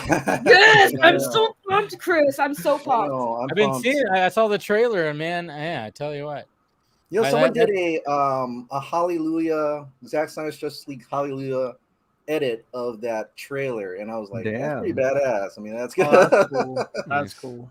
That speaks to me. I love Chris. Good. I'm happy to see you, because like I said, you're the only other person I can totally nerd out about Power Rangers with on the panel. Power Rangers is amazing. Yeah. Amy Joel can't do anything. Yeah. No, I was just saying, Chris, meet Andersen and Dmitry. You are the second. I don't know what pillar you were. Pillar you were yeah. for the video, but yeah. Oh, these are the pillar guys. Yes. Oh no way! Yes, unmasked. Look at the mask behind Anderson. There's the mask. I see. Oh, I see. Oh, yeah. Saggy's mask now. Yeah, it's my mask now. It's mine. Okay, I can't now, wait to get it. I really thought it was like, I don't know, like Ryan What'd you think or something, or like who was playing. That's great. No, it was them, man. Okay. It was them. Wow. Now they got their own podcasts, they're doing things and making short films and all kinds of shit. Man. Yeah, Chris, well, I want to say, I'm a big Yeah. fan of your videos, man. I love the like anytime I want a quick update on something going on, I go to your channel. So it's an honor to meet you. Appreciate it. Yeah. No, you guys make some great. You're just those pillar videos. I'm like, these guys are good at video. Yeah. Chris, who does all the video editing out of the two of you? Who does all the video editing? Me or Anderson. Oh yeah, that's right. I was like, yeah, because your actual name is Kyle, but you go by Anderson. I was going to ask you about that. Anderson's my middle name. Yeah, Mr. Anderson. Good job doxing him, Dmitry. No, I know you just doxed him. Why you doxing Anderson him, bro? Cooper. Now he's gonna put on the mask. Yeah, put on the mask. Put it on. You got to put it on at least once. Chris, you missed it. I was the first one. He did it. I was the first one on with them, and I was like speechless for a little while. I was like, I was shocked. I was almost scared when I came on. I saw the mask. I was like, holy shit. These are the guys. That's why they're here. I get it now. It all makes sense. It's not a dream sequel. They're not just an innocent podcast. They're not innocent. They are the ones. They're the cult leaders. Nothing's innocent on this stream. I didn't see So, the like- beginning. Did you do like an unmasking? That would have been awesome. You came We did in our Yeah. last pillar video. Actually, I did it on. Oh yeah, I saw that. I was like, oh, they took their mask off. Okay, he's just a guy. Again, humble brag. I knew who they were before everyone else did. Detective I did. Melons. Yeah, No, not Detective detectives. Melons. No, it wasn't even detective. They told me straight up. They like I was like, no way. I was like, no way. Then they sent me a picture, and I was like, oh my god. Yeah, and then I think like I was like, oh, they're so cute. I think you guys. It's immediately what I thought too when I saw it. No, I think like I saw something when it came to you guys a video, and I was like, oh, I think these are the guys. And then Saggy goes, oh yeah, by the way, she messaged me. She's like, yeah, these are the guys. I'm like, okay. Yeah. It was something like that. I was trying to remember the events of like how we like it was all figured out and everything like that. And then of course it was revealed. And then, okay, for the record, I didn't snitch on you guys. No, like you Dave didn't. did She figure it doxed out. She doxed you I immediately. figured it out because Yeah. I saw something and I can't. She remember put it on exactly. Patreon. Dave was asking me, and I was like, I don't want to snitch because they trusted me. But he's like, these are the guys, huh? And I was just like, it was like, well, you're what? Yeah, and it was. I think it was around the time that you guys were making him a pillar. So I was like, I think Dave will keep it hush hush. So I was like, yeah, those are the guys. Oh, you've known for that long since they made you a pillar? She's known for a while. Yeah, I knew for a while. How did you figure it out? Like, what were the Detective clues? Melons. I figured No. it out because No. of who was like the first person that the account. Like if you go back to like the Inspector. follow Yeah. order, there was a paper trail, but It was the first Yeah. like. Yeah. Well, And also Anderson. It was Anderson. oh You no, guys I know were what it was. amazing. I Because used to whenever, follow. because whenever somebody makes one of these, I mean, not to out everybody's secret, but whenever I had to, because there were so many accounts made, I had to learn how to. But you go back to the older tweets because someone has to give it traction in the first place in order for people to find it.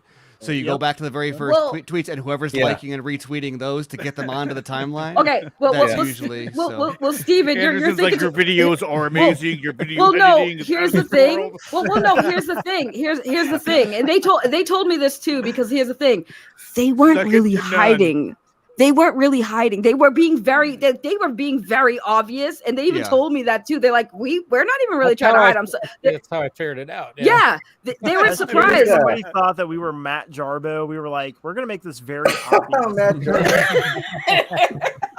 Well, no, that's why I was laughing, because I'm like, Andersen told me, Andersen literally told me, he's like, yeah, we've literally put hints all over this place, and people, the fact that people haven't figured it out on their own at this point, because they weren't really even hiding.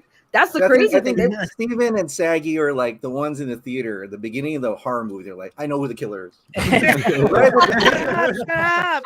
I'm not going to ruin it for everyone. No, I'm the person in the horror movie saying, why the fuck did you go upstairs? I would have left that house and burnt it down. Yeah.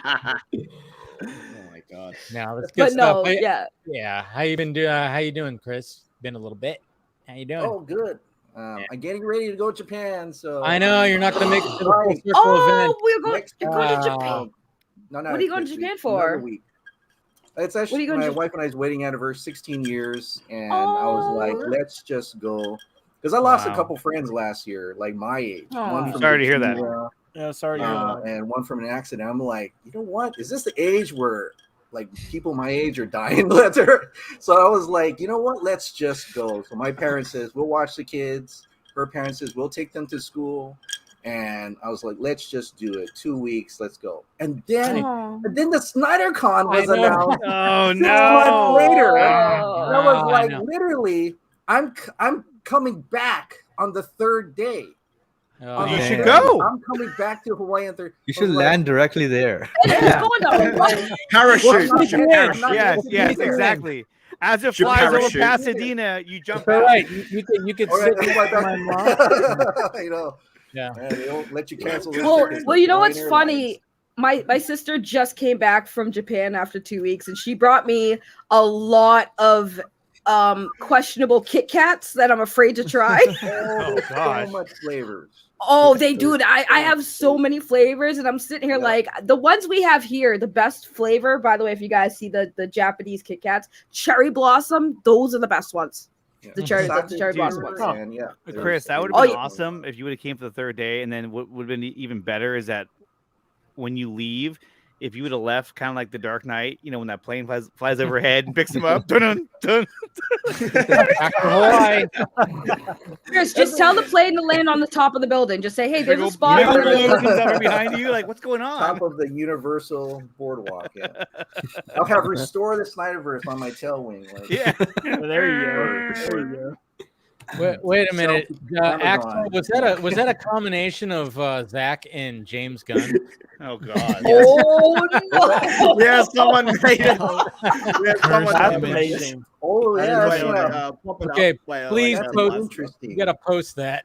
No, oh a friend made it. I'll send it to you. Actually, no, don't post that. Have Steven post that, and then everyone. No. Steven's been getting more shit than me this week. God. So. Hey, have you guys seen that? Have you guys seen that tweet that one time where I said Zach's cut doesn't exist? Did you know I tweeted that one time? I never knew. Hey, you seen that? Hey, on Wednesday when you were going to be on Real Anarchy, I was like, I don't think you should have him because I think Steven still doesn't believe the thing damn exists. So yeah, I was like, even though we've actually watched it and we can actually hold it, Steven doesn't think it still exists. That screenshot is my favorite litmus test because it says so much about because it's always the exact same. It's not the same tweet. It's the exact same fucking JPEG. So like it's like that they're just sharing something somebody else. Yeah, that's all it is. Yeah. And 2017 tweets as a dunk. That is so cute. Exactly. And there's like no extra. Like I have no need to like.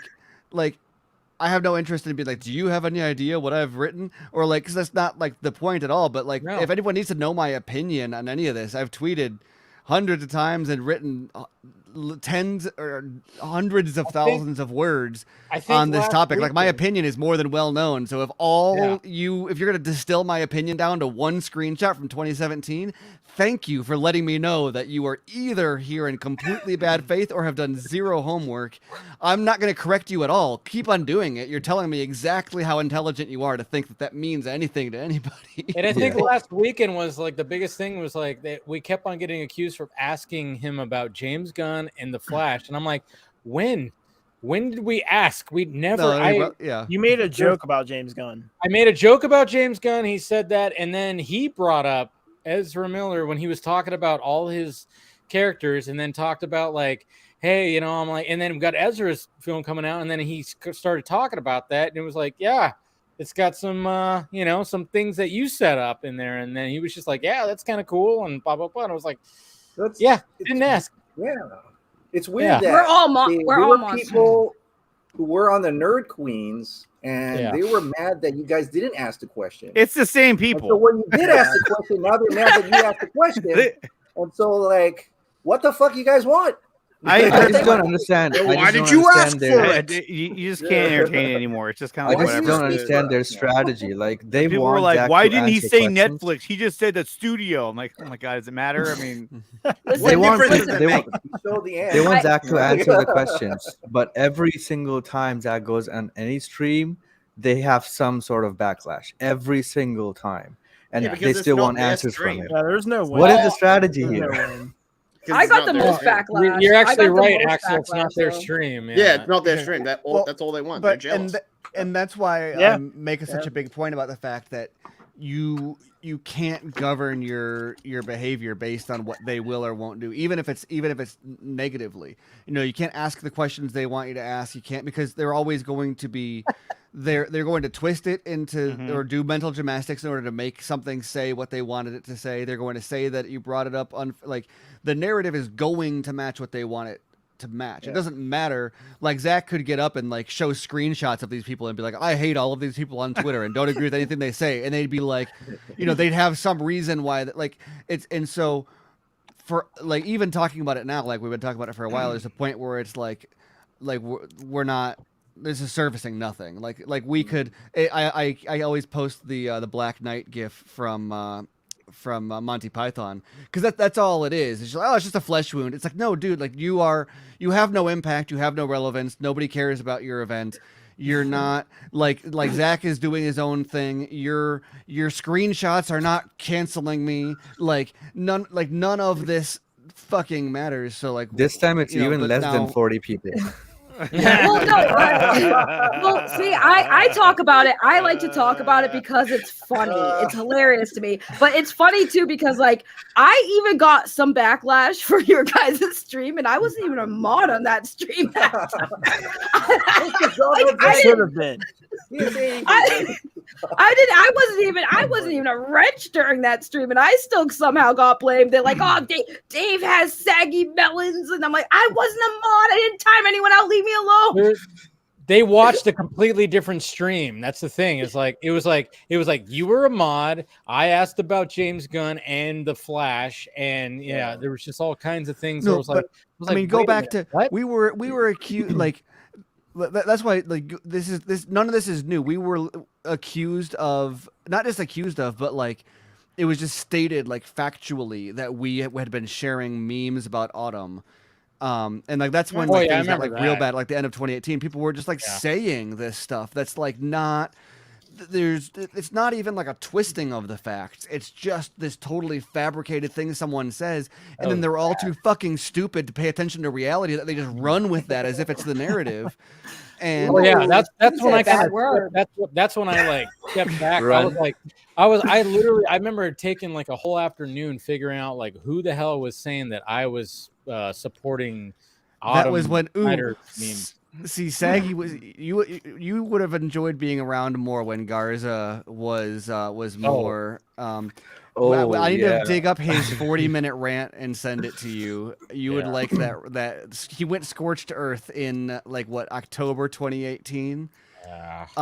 That there's some familiar names in that rant. I'll see if I can find it. It was I don't know. Well, no, because like I when I went on my rant, I was legit livid. Like as soon as I saw what was happening and the accusations, like the people commenting on you and David, even Chris, like if that stuff happened with Chris, I would have probably included Chris in, because I was pissed, because I'm like I've gotten the best thing that came from this fandom and all this drama for me was meeting some really amazing people. A lot of you that are on the panel now, like to me means so much, that like not outside you, of this Oh damn! Yeah, but no, it's like that's how I feel. Like there's actual good people that I've met through this craziness that I really cherish, and I am a little overprotective of people that I consider my friends. And when I see good people unjustifiably get attacked the way you guys have been attacked, it pisses me off. It sets me in like protect mode. It sends me in like Mama Bear gotta protect the Cubs type of mode. And then I go on my live stream on my platform and I scorch earth because I'm like, no, you guys got an answer. Like Steven didn't have to mention the Netflix thing at all on that stream. He didn't have to say anything, but he did, and that was one of your biggest gripes about the last stream. And Steven, and here's the thing, you guys when you did, ask the question, they're mad. Yeah, they're like, no, he didn't ask it the right way. It reminds me of that SpongeBob meme. It's like, I don't want this to happen. Then why did you ask for it? It's just like that. Because it's not the question they didn't like; it was the answer that they didn't like. But they can't blame the answer. They're not going to blame Zach for it. They're going to blame me for not asking it. Right. And that's the thing. I didn't put the right words in Zach's mouth. Right. But that's the thing. You guys did everything opposite. Right. You guys did everything opposite of what they complained about from the Nerd Queen stream, right? You like Dave made it clear, don't super chat, donate to the charity. He made it clear he wasn't reading super chats. He did everything that they were complaining about. And then you guys asked the question, and it's like, that's when you realize, and that's why I loved Steven's response after the fact. I'm like, not even paying attention to Steven's response, is that this is the thing. Like, you're gonna get your answer. I will ask the question, but then you guys are just gonna twist it. So it doesn't matter what Zach says. Zach could literally come out and say, hey guys, it's over. And only like a fraction of people will be like, okay, Zach says it's over, we move on. But the other people will still say, well, that doesn't mean it's over, guys. There's some metaphor, there's some code. Listen, look at the words over. There's 4 letters in the word over. And it starts with a body language. Look at his body language. He's looking due west. He's looking at the NDA on his phone. No, my favorite is the way that they picked apart that announcement video, the full circle announcement video, and they like picked apart all of this like tiny details out of there, and like Cole from Nerd Queens made that video. Yeah, he didn't make that. That was from Cole. Like she made that for him. But don't stop. Are you serious? Yeah. Don't stop. Yeah, he just said don't stop. No, that's Cole made that. Like, and he didn't give her Ray Porter provided the dark side part, obviously, but like Cole edited that video. Like, there's no that was not Zach. Secret message. They were like, he literally told us if there don't was, then stop. I was like, no, that's Cole told you that. Yeah, not even them. It's not even a recording of them. They said that's just like online. a stock audio file or something. That it's not. I think they said that on Twitter, didn't they? They said they made it or something. They said that about like how she was proud that something she made was circulating like that. Yeah, she made the video. It wasn't Zach. He again, he's very busy. So, I mean, he even like joked about like on that stream like how hard it was to just get this whole thing going, because he was like, yeah, you think it'd be like just kind of easy. No, it's not easy. So while he's editing 2 big fucking long space operas, he's also trying to put this whole thing on for the fans. That's why it's like, when it comes to all this, I'm like, can you give him a break, guys? Dave, please. Yeah. It's something he wanted to do for years now, because COVID happened. He wanted to be done in, was it 2019, Dave, or is it 2020? I forget. Oh yeah, we had different scoopers that we had to deal with the first time. Hey, you know what's funny about that is they come and go. They come and go. They're like weeds, like Alfred. chameleons. They come and go. Dave. Okay, yes, Saggy. You will put respect on Rebel Moon's name. Funny. There's nothing. Yeah, trust me. I'm looking forward to that shit. Like, that's like a dream project. Oh yeah, literally like Zack Snyder sci-fi. We've been raving about that.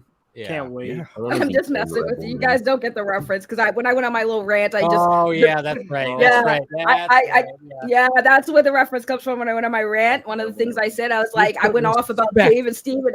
Yep, I said, you will put fucking respect on those guys' names, Steven and Dave. You will respect. You know what's funny about that? I was working right over there, and there was a time where I was like, fuck, and I had to come down and like it down just a little bit.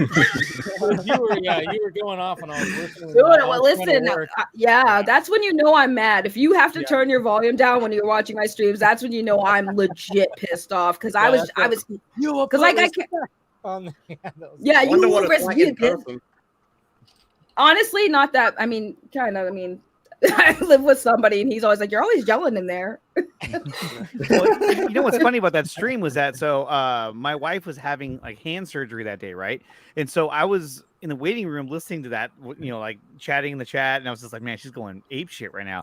And then they were like, so I had my headphones in, and the lady comes out and she goes, "Hey, you can come back here now," because she was about to go in for surgery, so I had to go in there and I get to like sit with her, right?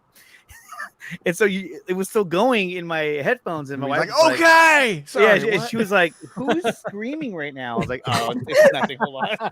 Who are you talking to? Yeah. I tell What's people a saggy melons? Right? What's a saggy melon? Oh my god! That was the fun. I still think that's the funniest thing. They were tagging Zack Snyder in those posts. Oh yeah, when you talked about that again, I was dying. I started cracking up too because you were like, can you imagine him just looking at his phone going saggy melons? Can you imagine Deborah Snyder reading an email saying saggy melons? That was also another funny thing. Like someone was bringing up someone representing, the stream as a mod named Saggy Melons is a bad look. And I'm like, okay, Snyder Cultist #1 fan. That doesn't look odd at all. Right, and I'm sitting there when I read that, I was laughing my ass off because I'm just like, the moderator named Saggy Melons is not a good look. I'm like, first of all, having anyone named Saggy Melons anywhere probably is a little sus. I mean, with a Z, with a Z, because Zach is so innocent and everything like that. Oh my god, that's another thing too. Is like they always want to project this image on him. Like, dude, the dude cusses. Have you watched his movies? He's got nudity galore on. Well, they don't want to because then that interferes with their image. Guys, Zack Snyder poops. Did you know that? Did you know Zack Snyder takes poops? Zack Snyder called Steven sexy. He was like, "Sexy, keep talking." Like that. There was a moment. There was a moment. That was so good. Zack poops like everybody else, guys. I hate to break it to you. Somebody poops Skittles, and that's also great when he comes on here because he can be. His farts smell like cinnamon. Andre's been watching too much. Okay, this is kind of a bit. Imagine he's watching this and he's like, "I'm sorry, bro, Skittles. I just saw Shazam." I appreciate you guys. I appreciate you guys taking that turn because you just guaranteed that no matter what we talk about the entire stream, that's going to be like the one clip that circulates. Oh yeah! And then they started talking about Skittles. Can you believe they did this for 5 hours? Can you believe they're talking about Zack Snyder's poop? When he farts, it's glitter and glitter. And then he started monologuing. Oh my god! But that's the thing. That's the thing. That's what I love when he comes on here because he could be relaxed and drink a beer, have a drink or whatever the hell. He's not going to be, doing like a press thing and I got to be like straight and narrow and everything like that. I mean, I remember when he came on for the Army of the Dead thing and like he was falling asleep. He was in his pajamas. And then, of course, he pulled out a bunch of lenses that time. That was when he really got into the lens porn. But then he was like in his pajamas, and then he was like starting to fall asleep because we were just talking about the movie. And I hope that can happen again when it comes to Rebel Moon. It's like, we'll have a stream and we can just talk about the whole fucking movie. Are you sure you weren't talking about the Batman that was putting him to sleep? Oh, nice one. I'm sorry, I had to. Dude, you just gave Casey a boner right now. Did you realize that, Axel? Casey's always here with a boner. Wow. Casey always has a boner. Be careful what you say about the Batman. Anderson's got that mask right behind him. He could put that on any second now. Oh my god, wait. Right. Wait, Anderson, can you put on the mask just for old times' sakes? Just for old times' sake. I'd be honored if he's roasting me in that mask. Oh my god, dude, Anderson, he knew it was gonna happen. Does the mask fit? Does it still fit? Yeah. So fit. Or Put just on out pounds, but we'll find out. Oh, it's in arm's reach too. It's like I he hope puts you've it on and does washed the whole it. Jim I hope you Carrey washed thing. it. Oh, sweaty. Oh, look, he's even like. Sweaty. It's He's got doing liquor the Here, on blow him up, blow Spider-Man him up, thing. blow him up. Oh! Hey, there it is. That's a crazy man. It's That a is creepy so mask. cool. Does it have a voice changer as well? Like, Yeah, hey, that that's the was guy all who in killed the us. Doesn't have the voice It was changer. just It sounds like plastic Batman. Hey, before you send it to Saggy, don't wash it. Don't wash Yeah, it. don't watch it. What the heck? She prefers it that way. It's true. Don't even clean it or nothing. Just send It's it. got the as natural cult scent. is. Exactly. Yeah, there you go. Exactly. I'll be like, it smells like Anderson. Yeah, she's gonna be like, I know what he smells like. No, he's a married man. Stop. I am. He's a married man. Stop the I cap. know. Hey, I'm not that creepy. Okay. I had to go there. I had Saggy, to go you were there. literally outside my house last night. What do you mean? In Australia. Yeah, but you're not married. And by the way, thanks for letting me in. The dingoes definitely got one of my shoes. She's riding a kangaroo. That just happens. But no, I mean, baby. this past week was pretty insane. I mean, like we said earlier from Steven's post, as soon as he posted it, I was like, here we go. It's on now. And then like for a minute, I was like, maybe it's not even going to catch on. And then it clearly caught on. And then today you know, like someone tries to go at Dave Avery and all of a sudden your tweet pops up in there again with the whole, the cut doesn't exist. I was like, how did this make it into this thread? I don't understand. Because most of these people joined the like community in like 2020 after the Snyder Cut was announced, and have no context for any of this stuff going on, and they get social status out of dogging on this, and there's a whole group of people who hate me for a variety of historical reasons that have it in their best interest to tell everybody like, oh, this guy was against it the whole time, where like, I don't know, Google my name and Snyder Cut and see what you find. Like there's plenty out there to read about my opinion on the movie and my version of the timeline of what happened. Like it's all, you know, Twitter search is your friend. You don't need to look at these 3 screenshots from 2017 and 2018 to define my entire opinion on this. But like that's, you know, that's not their intent though. Their intent is, you know, that's not going to further their you know, the destination is already determined, right? Like they're in the same way. It doesn't matter what Zach says to my question. They already determined their stance on it. They're just looking for excuses to dogpile on people. The answer is it's sexy. That's what it is. Well, no, I manipulated him into that. Yeah. You totally did something to manipulate him. Yeah, I know. And you know what was funny though is a clip that didn't get sent around was like when he actually thanked us and everybody for being like the part and doing like heavy lifting. That wouldn't support their narrative though. Of course it would. Yeah. I mean, he did. I even thought I was like a little bit of like that petty part of me was going to clip that out and post it on Twitter. But nah, I won't. No, if you would have, they would have said, "Look, he's clout chasing." There he is. There it is. Because they kept on talking about like how he looks bored and his body language is like. I don't know how many times I've seen like when Zach comes on a stream, when he looks at his phone, he's either getting messages like crazy. When he looks at his phone, I always hold my breath because he's about to say like, "Oh, look at this." Yeah, or he's about to go, "Hey, I got something." So when he was looking down on his phone, I was like, oh, "What does he got? What does he got?" And I think either he was trying to find something and didn't find it, or he was getting a ton of messages that he had. But of course, it was flipped to, "Oh, look at how bored he is. He's like looking down at his phone and blah blah blah." I'm like, he's done that numerous times on numerous different streams. Yeah, he's always looking at his phone. Yeah, well, it's not just the Zack Snyder thing. In general, when anybody starts pulling out like the body language or micro expression analysis, like they start going all like CSI.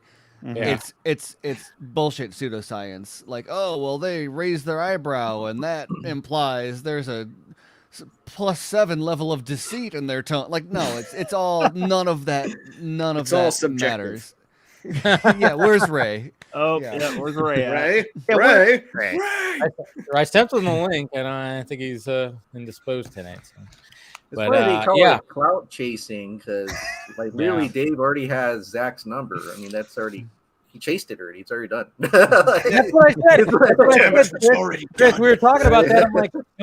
I don't know if I'm chasing the cloud. I think I have it already. I'm like, they want I don't it. think I need to chase it anymore. Well, no, because there's tier. You're either an anti. Remember, you were anti-Snyder for a long time. We were anti-Snyder. Yeah. Well, anti. I prefer anti than anti because I think of my aunt. So I'd say anti. anti.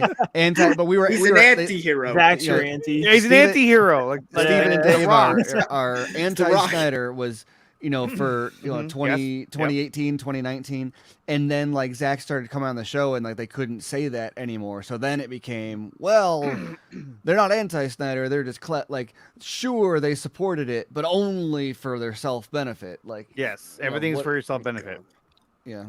Yeah, it's all kind of. And then you were a beta, and then it just kind of evolved. Beta. Oh my god, that's a new one too. What does that even mean? I don't even understand this. I don't know. Like you're not even allowed to like any other DC movie if Zack. I don't know. Some of the people, some of the dudes have called me beta. I'm like, I'm looking at your shape, and I'm going, really? Anybody? No, I have yet to see somebody refer to categorize people as alpha or beta. Who just using that language alone is an immediate disqualifier because people who call themselves alphas are never alphas, and people who call people betas are not in a position to call people betas. Yeah, it's really bad. So I didn't realize that was like the new thing in fandom. That's a new low. Yeah, it's pretty pathetic. It's been around for a little while now, but I mean, look, wow. The bottom line is that whenever I see this kind of dumb behavior, hovering around, who did we lose? Casey. He tends to happen. He'll be back. His batteries died. Yeah. But no, I mean, it's just I've been around long enough to where when I see this stuff happen on Twitter, especially, it's just so garbage. I mean, when they try to say that. This kind of shit about Chris. I'm like, dude, you guys are fucking morons, dude. They're like, Chris, he said he would never cover DC. It's got a little dog piled on today. Was it today? The animation. The animated stuff. I didn't get to look at I saw a lot of mentions, but I didn't get to look at it. See, that's the thing. Is you're not looking. But, here's the thing. Honestly, I saw that because I was working and I saw the Sucker Punch. Yeah. I was like, hey. That's a great idea, because all the cast came back. Because I actually wanted to see another. It's called Sucker Punch. I'm not calling it Sucker Punch. When did they announce that? No, I really want to see the Scott Pilgrim, more Scott Pilgrim, back then, because I'm a big fan of Mary Elizabeth Winstead. I'm so happy that there is more. I was like, hey, that's a good idea. Oh, but wait, animation will piss some people off. Oh, well, I'll go ahead and ruin some people's days for 5 to 10 minutes. I went about my day and I'm like, oh, yeah. Somebody, I think somebody called you a bald traitor. Yeah. Oh, really? Ooh. You know what we ought to do is look like. I found I was searching something. I was trying to put together a timeline for something a week or two ago. And I was trying to find it was the when Zack revealed that the Jim Lee T-shirt is going to be a recreation of the All the Gods symbol. Yeah. So I was trying to find, if you remember, there was that cult, a legitimate cult channel that covered that when that came out. It was this religious group that was talking about the symbol breakdown and stuff. Yeah, so I was trying to find the video. Video. yeah, exactly. But somehow, it had nothing to do with Snyder or anything. They were really the Superman with the big mouth. Yeah, I was like, oh my god, that is creepy as hell. And I couldn't find it. But as I was trying to Google for it, one of your old videos came up where you still had hair, and it was really threw me for a loop for a minute. I was like, what was that? 20? I guess that would have been January 2019 or something. I was like, wow, what a baby. I gotta admit, some of these people who are pulling up things that out of thin air, I'm a little bit proud because I'm like, I did that back in 2018. And then when I told Zack about that, Zack and I talked, and he's like, yeah, really? I went a little crazy. Yeah, you went a little crazy, but it was fun. And I'm like, so what part was it true? I'd say less than half. So I was like, and that, so I really, it's kind of fun to see people doing that now, and I'm the one that is like, no, that's not true. That's not Character happening. I like that tweet that you did, Steven, the one with the Watchmen. Yeah. Oh man. Well, I was saying that's that funny one, because I like, love- that was wouldn't that have been like that would have been like people would have loved that in like 2020, yeah, right? Like that would have been like kind of Yeah, before like, it was it's announced, they it's would not have even loved yeah, it's not even necessarily making fun. I mean, I don't agree with them, but like that's always been that way where like Zack says anything and everybody's like, oh, this proves it's coming. It's everything Zack has ever done has always been proof that whatever the thing is happening. Wait, can I say something? Like Andre and I have joked about this. Like, you ever heard? You remember that photo Zack He doesn't took remember. in, like, okay, well, why are Go you ahead. leaving, Andre? There was that photo that Zack took. It was a selfie, and it was in Los Angeles. Oh And, God. Yes, that. I mean, exactly. I mean, Man it's of that Steel extent. sharpening. Man of Steel. Oh Yeah. Oh yeah. Right around the corner for that is Man of Steel sharpening. Yeah, that And was so fantastic. Ryan And the Zierfeld van was is like always- bullshit. And he it's looked it always up, in and motion. it's a mobile business. It's a mobile sharpening truck that drives around that area. It's always so, in motion. And so Ryan was like, that shit could have been around the corner at any moment, at any time. But it's things like that. Like what I got from that selfie, I'm like, how the fuck did he take such a good selfie? And it was like perfect, like the sun was just, Right over his was just shoulder, going you know? down the That's building. what I was He had it. wondering. Yeah, exactly. I'm like, he saw the opportunity. He knows to take, about like, the horizon lines, Dave. Yes. Anybody who's seen the Fablemans recommended. I'm just saying. Oh, No, but gotta yeah, see I mean, that, that's man. what I took away from that. And then when I saw some of that stuff, I went, "Oh no, don't, no." Well, but here's Yeah, I was here's like, now you what's just funny shit about on it though it. is so anybody who pushed back against that at the time got criticized, but like now that's all gone. But like let's review who was right and who was wrong. Like I've gotten shit on a ton of times for stuff that then didn't end up I turned out to be right about. And like there's no re-examination. It's always just like on to the next thing, on to the next thing, on to the next thing. And it's like, that like at that time that was before, that was even before James Gunn was in DC, I think. I mean, he was doing Suicide Squad, but that people were saying then that I think that Zack was Justice League 2 or Man of Steel 2 or whatever was coming, and it's like, nope, okay, well let's refer back to that. Who was right, who was wrong? Okay, now let's talk about the current situation. No, they'll never admit that. I haven't seen a lot of these people before, anyway. Like all the I don't know other who any of these people are. They I don't know weren't. who they are. Yeah, there was no mention of them like when the initial shit was happening. But No, it was basically, Andersen and Dmitry, you should really start up your cult thing again. We're giving you a bunch of fucking shit. ton of We're giving you a content, bunch of ammunition. Never say never. It's a fucking Yeah. documentary. You want to list the names? There you go. So I made a Man of Steel logo sharpening. the sequel, and yeah. But But it's things like that where you're like, wait a minute, hold on. He's just taking a picture, and now you have to like break it off into this crazy tangent of like why he took the picture and what it really means when it didn't mean that at It's all. proof. Well, no, do you guys remember, Chris, you'll remember this one. He Oh, boy. posted a picture of a Christmas ornament or something. There was a plaque on his wall that was some sort of a Christmas thing, and it had remember that some one. numbers. You talking about on it. Vero? On Vero? Yeah. Yeah, I know what you're talking about. What was okay. that? What was was that that? the one with Find the it. Meeseeks box, like from Rick and Morty? No. It was like Oh it was just some gosh. sort of like a wall hanging thing for Yeah, Christmas. I can't remember. I know exactly what you're talking about. Sounds though. familiar, And- but And people had a whole diagram of like, well, there's a 3 which stands for the Trinity and a 2 which stands for 2 Yeah. and it's or the turkey. The turkey was always a good one That's too. where classic. Oh my god! Got that Charlie Day meme, like, Yeah. The turkey was a big one, or the bike that he posted, and everyone's like, "Oh!" wasn't it like the temperature in the turkey, or no? That's not. Oh yeah, people were looking at the temperature on the turkey, or he said Okay. he said it was 214. yeah, he gave man, I'm trying Well, there to was think of There was a number where he was waiting at a coffee shop or something, and he was like, "I'm number." I yeah. forgot what that was, but something. They're like, it's happening. There was this there was this Oh, every Always single both. thing he There has was this ever picture he he has posted. ever posted to Vero has always been proof of whatever people want to happen next. Yep. Yeah. So when I Everything means something.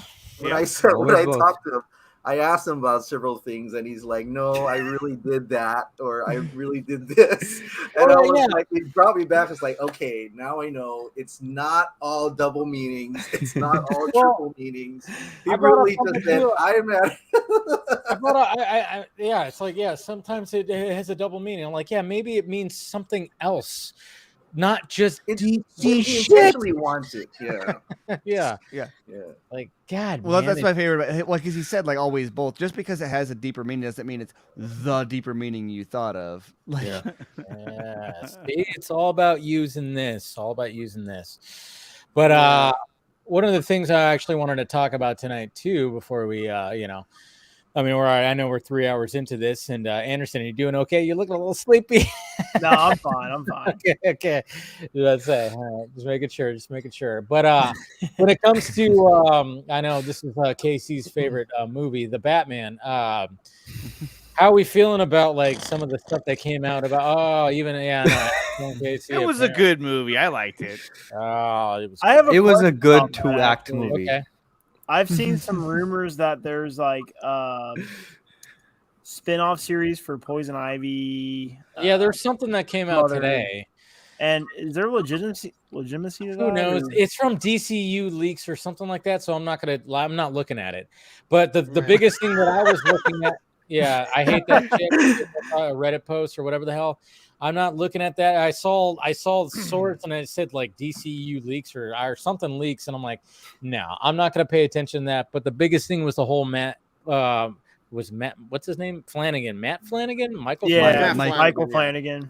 Yeah, Michael Flanagan is his name. Michael Flanagan. Flanagan. Talking about the whole Clayface thing, and then there was like the whole thing about possibly Clayface being in the Batman. How are we feeling about that, Anderson? I saw you shaking your head.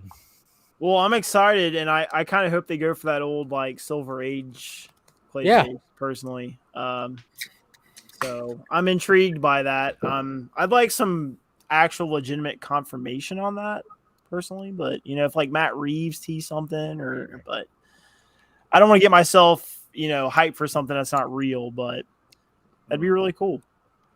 And with him trying to be grounded, with the Batman, I feel like the Silver Age is kind of like the way to go. So, well, I mean, like the introduction of Clayface was a lot different what we know him as now, and that was one of the things. It's like Batman the Animated Series revamped him into the big, huge monster, shapeshifter, crazy dude. But if they were to go very much like the original Clayface with Mr. Basil, basically. Yeah. It could fit in Matt Reeves' universe, and if his face is kind of doing all that stuff where it could actually it could fit very well. And that's the thing, and that's what I dig about what Matt Reeves is doing is like he could take like a fantastical character. That's why I was intrigued about Mr. Freeze. Is like, how would he do Mr. Freeze? Is he going to be walking around with a suit and a gun? But I'm like, all right, but maybe he could do something down where he breaks it down where it's like he's already done that. Yeah, we already have the 4 main Rogues Gallery villains. So it's like, how could he break down the more fantastical ones? And that's what I'm kind of looking forward to. And I always thought, Clayface, no, that's not going to happen. But I'm sitting there thinking of the new Clayface, not thinking of the original Clayface. Exactly. I'm like, that could fit. So we'll see. But to be honest, I would actually want to see a Flanagan Elseworlds DC movie that's like a horror movie. Be honest, if you've seen Feet of Clay in the Batman animated series, like it's a horror movie. It's really like a horror episode. Well, any Clayface episode's a horror movie. I mean, that's the thing. It's like, so I'm just like going, I'd actually rather see that as like an Elseworlds. But I mean, I won't be against Matt Reeves trying to tackle it. But yeah, I'm just kind of like, I remember when Flanagan, there was rumored about that. It was like a while ago where that was already out there. And I'm like, all right, I'd be down for that because this guy knows his shit. I mean, watching, the Netflix shows and Dr. Sleep, I'm like, he's he's a good suspense horror filmmaker, and I could totally buy it. But I don't know. We'll see. I think he himself said that he's interested in a Clayface project apart from a Superman. They really need to fill that Elseworlds section 2. You know, I don't want that with to like be a ignored. Constantine or something. Yeah, but I don't know if that's going to happen. Even Keanu after Reeves. John Wick 4, how can they not? Dude, Come I know. on. Well, seriously. I think it has to fit into Gunn's DC universe, and if it doesn't, it doesn't. I mean, the fact he's that cherry Constantine picking 2, anyway. right? But Constantine 2 was greenlit before he took office, you could say. By So Abdi and DeLuca, right? Yeah, right. You're not supposed to say their name. The saviors of the Snyderverse. So they're the ones that greenlit it, and so it's up to him if he wants to, continue with that production. So who knows? I mean, I don't think he will, but you never know. You guys remember when Zach got up in the morning and posted a picture of the bagel that he made from scratch? Oh my gosh! What? No, what's this? So I'm going back to find some of the crazy ones. Imagine if he posted that one today. Yeah, Zach is saying it's everything. Everywhere. He got up early and made bagels from scratch. Yeah, there's everything. It's an everything bagel. I'm sharing one right now, Steven. Is this the one you were talking about earlier? This one? No, that's it was hanging on a wall. I was hanging on a wall. Okay, I think I was wrong with it. That's a flaw, Andre. I think it was actually this. That's a I don't know if you flaw. can see this. It's yeah, that's it. That's it. How to tell? Show it again. It's we can see your driver's license. We're doxing you. Yeah, it's like how to tell AM PM. Yeah, and it's coffee cups and wine glasses. He says got a new clock for quarantine, and people were and like, everybody was like, "What?" They're like, "Well, he said it's a clock." He's saying it's time. He said it's a clock, so it's yes. That's. I also remember there was this one of him like taking a photo, like taking another selfie, but like it was in front of like a bus or something, and it said N52 on the bus, and people were like, "New 52, guys!" Oh my god! God damn it! Why else would he post it if it wasn't that? It's got everything has a double meaning. And it's only for DC. I don't know. I'm like, come on, yeah, for DC. But anyways, back to Matt Reeves. I gotta find the Sorry, I'm just going through memory lane here. I know. Hey, before you guys transition, I gotta go. Okay. I know I was quiet. I had to go deal with dog stuff, but I gotta get going. But no, thank you for having me, guys. Anderson, finally glad to put a face to the guys. I'm glad you guys are here, and I'm glad you guys are doing your thing. So yes, thank you so much. I'll be in touch with everybody, obviously, because I have nothing better to do in my life. Sounds good. Talk to everybody. Okay, love you guys. Bye. Bye, Saggy. See you tomorrow. What? He chroma clipped his lightsaber picture. Oh yeah.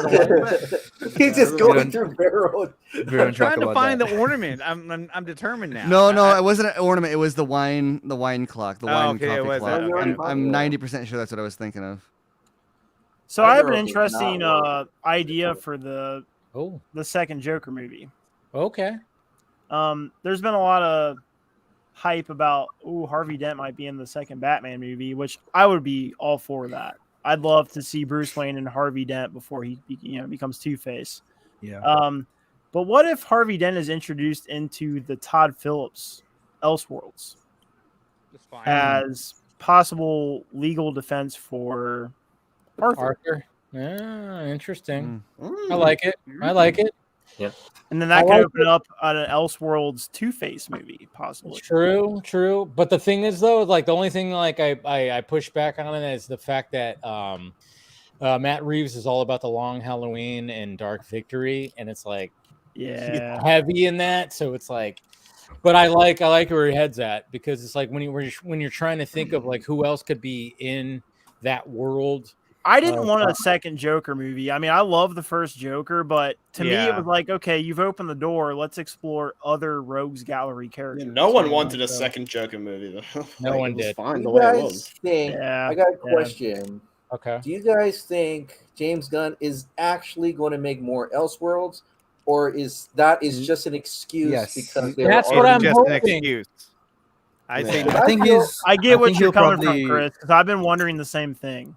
That's Like, what is I was that, just is that talking like a about, temporary title for things that have already been Well, announced? if you think about it, or- he inherited the Batman. He inherited the Joker. Joker 2 was already in production. That had already been greenlit. So in order to, identify those as separate from his new DCU, why not label them as Elseworlds? Now, if he continues on with Constantine 2, then I think that could be another Elseworlds. But I feel like once these run their course, that'll be it. And I hope I'm wrong, but that's just kind of how I see it Swamp going. Thing One kind of of gives the me hope, though. shooting already done shooting. I don't know, Dave. You know more. What? Penguin what? is done shooting or No, already? it's still shooting. It's still shooting. They're shooting until July, I think. Yeah. What Still shooting for a bit. Joker's shooting right now, which that's intriguing. I mean, we saw what Lady Gaga looks like as Harley Quinn, and it's like, all right, I dig it. It's basic. It's not crazy. Obviously, I know Scott's not here, but he would be excited. But I'm like, I haven't seen a dance number yet. True. Where's the dance numbers? That is The true musical, because it is a musical, and there has not been any indication of any of that. It should have been called, believe it or not, I'm Joaquin on air. Oh my God. Wow! How does the youngest guy here have all the dad jokes? I'm slow. That is hilarious. Wow. Good one. Good one, Axel. But one thing that DC has going for them that Marvel doesn't is the Elseworld thing, right? So they have projects that some directors can pitch or any writer can pitch that doesn't necessarily has to fit into the larger universe. But one reason Marvel doesn't do that is something might get super successful, and then obviously Feige would be like, okay, then he's a beloved character, he's super successful, let's bring him in to the MCU. That's always the temptation, right? So I feel like Gunn would also be part of that. I don't know how he would be not tempted to bring someone like Keanu's Constantine, for example, if he's in the Elseworld, if he's received well and the movie does great. I don't see how he's not tempted to bring him in his DCU. I think that when we actually get to Swamp Thing, I think if you had a cameo of Constantine and it was Keanu Reeves, I think that's that would be a great way to tell the fans like, yeah, you're gonna get him as your Constantine, and I think that'd be awesome. Yeah. You know what's what bothers me a lot is that Dave Bautista interview where he talked about the difference between James Gunn and Zack Snyder. And he specifically mentioned James Gunn to be very specific, very controlling, very like, it has to be this way. So I feel like he's gonna be that for the movies. Like, even though Matt Reeves did a thing and he's like, well, I kind of want my universe to. This is my. In more like people talk about how Zack Snyder was, he's allowing, Patty Jenkins to do their thing, James Wan to do their thing. I feel like James Gunn is not going to be like that. Probably, And this is just taken from that one Dave Bautista, because I never really had, or maybe I'm not looking, but had like interviews where they say what kind of director he is. And I think that was like the only time I've ever seen a reference between him and Zach and how he is versus Zach. And just from that little interview, I'm feeling like I think he wants a little bit more control over his DC universe. Yeah, I mean that also makes sense when you hear him talk about his own projects and what decisions he made for them, and you can kind of feel that he likes to have that control and say in every matter. So I think that's a good thing actually for being the DC head right now, because if he doesn't have that, if he doesn't have that, the ship can just go. That's the thing. I think what this is what I'm hoping. I'm not saying I'm like, who knows what's going to happen, but I think James Gunn wants to just kind of be like, hey, this first part we have to have it tight nipped and tight. Like everything's got to be like a nice, because if this doesn't work, we're fucked, kind of thing. So then when it if they can nail this first chapter, half of the chapter, whatever the hell it is, and they could be okay and make the money, be profitable, and continue on, then it's like, all right, that's all we need. I just have a feeling that I don't know if it's possible, but I think James Gunn's hair is going to get even whiter. There's so much that's happening. Like Jesus Christ, you really took on a fucking task, dude. Yeah, Looks like Jamie Lee Curtis. Yeah, What's he's that? going to write and direct Superman Legacy. I mean, that's such an undertaking, you know. So, I mean, obviously he has a team. It's not just him by himself. But still, I mean, that's a lot to take on, especially being, you know, your first major film of your new chapter is going to be Superman Legacy, and you're writing it and directing it, and you took on a lot of shit for not, you know, continuing on with Henry Cavill. So there was a lot of, I mean, there's a lot of. Cavill. He's very divisive, very divisive. Ray's not here, Casey. I mean, is he universally loved? Yeah, you know. I mean, when you compare him to Luke Skywalker, I don't think so. God, get out of here with that shit! Jesus Christ. See, we got Chris here. You know, he might turn on you, Casey, if you ask that question. What question? No, ask me. No, there's a question that happened a couple of weeks ago on here where he's all, yeah, but Henry Cavill's not universally loved, and we all kind of went, and Ray lost his shit. Also, Casey has camera off, so I think the whole time he was laughing. Huh? I actually agree with Casey that he's not. There you go. There's that. I have the third pillar on my side. Damn it! You need to stomp out this fire. We can move on. You know what? Because you know, one of my most the critic that I know firsthand from is my own mom. Because when he saw when Man of Steel came out, she said he was ugly. Oh shit! What? Well, that's not a very good. I'm like, okay, come on. Loves That's Reeve. ridiculous. Like, she's like, my mom was complete opposite. My mom, you're just because she said that all the way back from when Man of Steel came out isn't going to stop people from putting screenshots up and ridiculing. Mama Film Junkie said this back in 2011. Do you know what Chris Wong's mom said in 2012? How dare you watch his YouTube videos? You don't like John Travolta. This guy is the son of Nick Cage. You don't like the demon. Like, this is a weird taste, and I'm seeing that. I'm like, okay, so it's not. But I agree. Like, a lot of people had a lot of problems with Henry Cavill. I know. I used to be part of this thing called Superman Hawaii, and they pretty much kicked me out because I loved Man of Steel. But my camera keeps turning off. I gotta ask one of you guys, how do I keep this fucking thing on? I know that pain so much. I changed my camera. I keep forgetting to ask you guys. You guys told me last time you had if there's not a manual setting to change the auto shut off, I think you gotta change the shutter speed. Oh wait, no. You gotta switch the camera. There's no way to fix that. Chris, do you have Wi-Fi connection on your camera? Can you connect it camera? Yeah. No, I don't have Wi-Fi. Okay, because mine stays on because I connect it to my computer, so it constantly stays on. Other than that, it would shut off. Yeah. Yep. Oh. It has Wi-Fi connection. Yeah, I got a Wi-Fi connection to. Yeah, there may be an auto shut off timer in the menu, but if there's not, a lot of cameras have like a 5-minute timer. Just wrap a rubber band around it so that it half depresses the button. Are you eating your eye? That's what. Sorry, Steven, that's what I used to do with my older camera. Yeah, that had like a 30-minute, and apparently the reason is not what anyone would think the reason is. It's not overheating. Apparently, it's because of tax laws, and that's the difference between a photo camera and a video camera. Well, but the one you have now, though, Casey, it has like those hieroglyphs down the bottom. Yeah. What are those? I'm always trying to figure that out. Does that have something to do with the Snyderverse? I don't know what that is. I thought that's a meter. Snyderverse confirmed. Why else would it be? Guys, it's confirmed. It's full circle. Confirmed. What is it? It means thankfully, this camera does not have that, auto shut off feature. But what is that on the bottom? What is that? It's the exposure meter.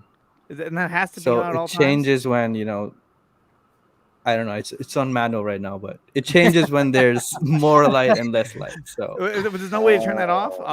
No, that's the only thing that stays on. Why is it bothering you? It's 214. It says 214, and then it jumps because it's cryptic.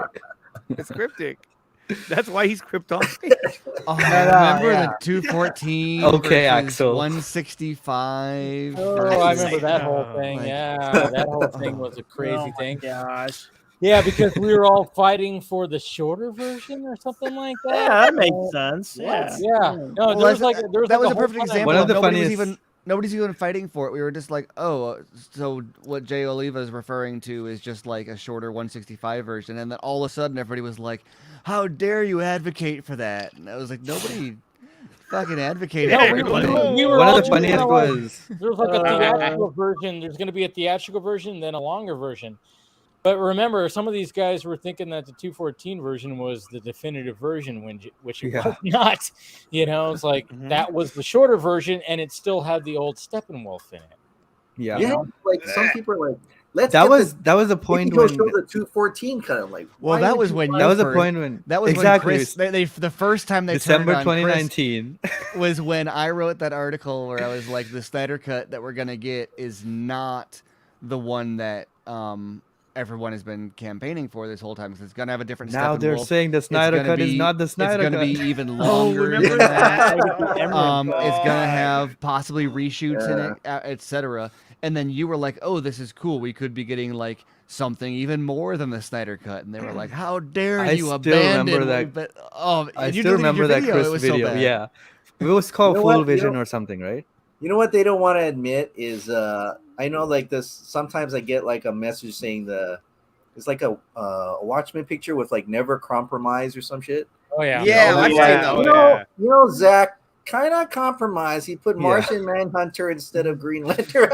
Yeah, that's the thing. I know, but don't worry, Chris. The Emerald Cut's going to be shown at. Oh, the Emerald Cut. It's inevitable. I mean, look, if he shows any of that or even a still, that's awesome. I'd be excited.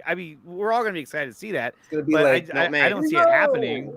You know, I don't see them like, hey, before we show this film, let's do the special effects and dump some money into this and give these 340 fans. What are you talking about, Andre? He can work on that stuff at his home. Yeah, he'll have the group from Rebel Moon work on it. Hey guys, that was a whole other period of drama. Oh, he finished it on his laptop. Are you guys all going to SnyderCon? No, I wish. You're not going. Okay.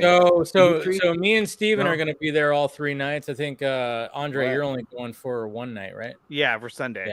Yeah. I would love to see Justice League in IMAX. Oh my gosh, I'm so jealous. Yes, I'm very excited for that. I almost got to go to 2 days. I was going to go to BVS and Zack Snyder's Justice League, but then my niece was getting married that Saturday. So I was like, well, if I tell my brother that, like, hey, I'm going to go to Snyder. You need to have priorities, man.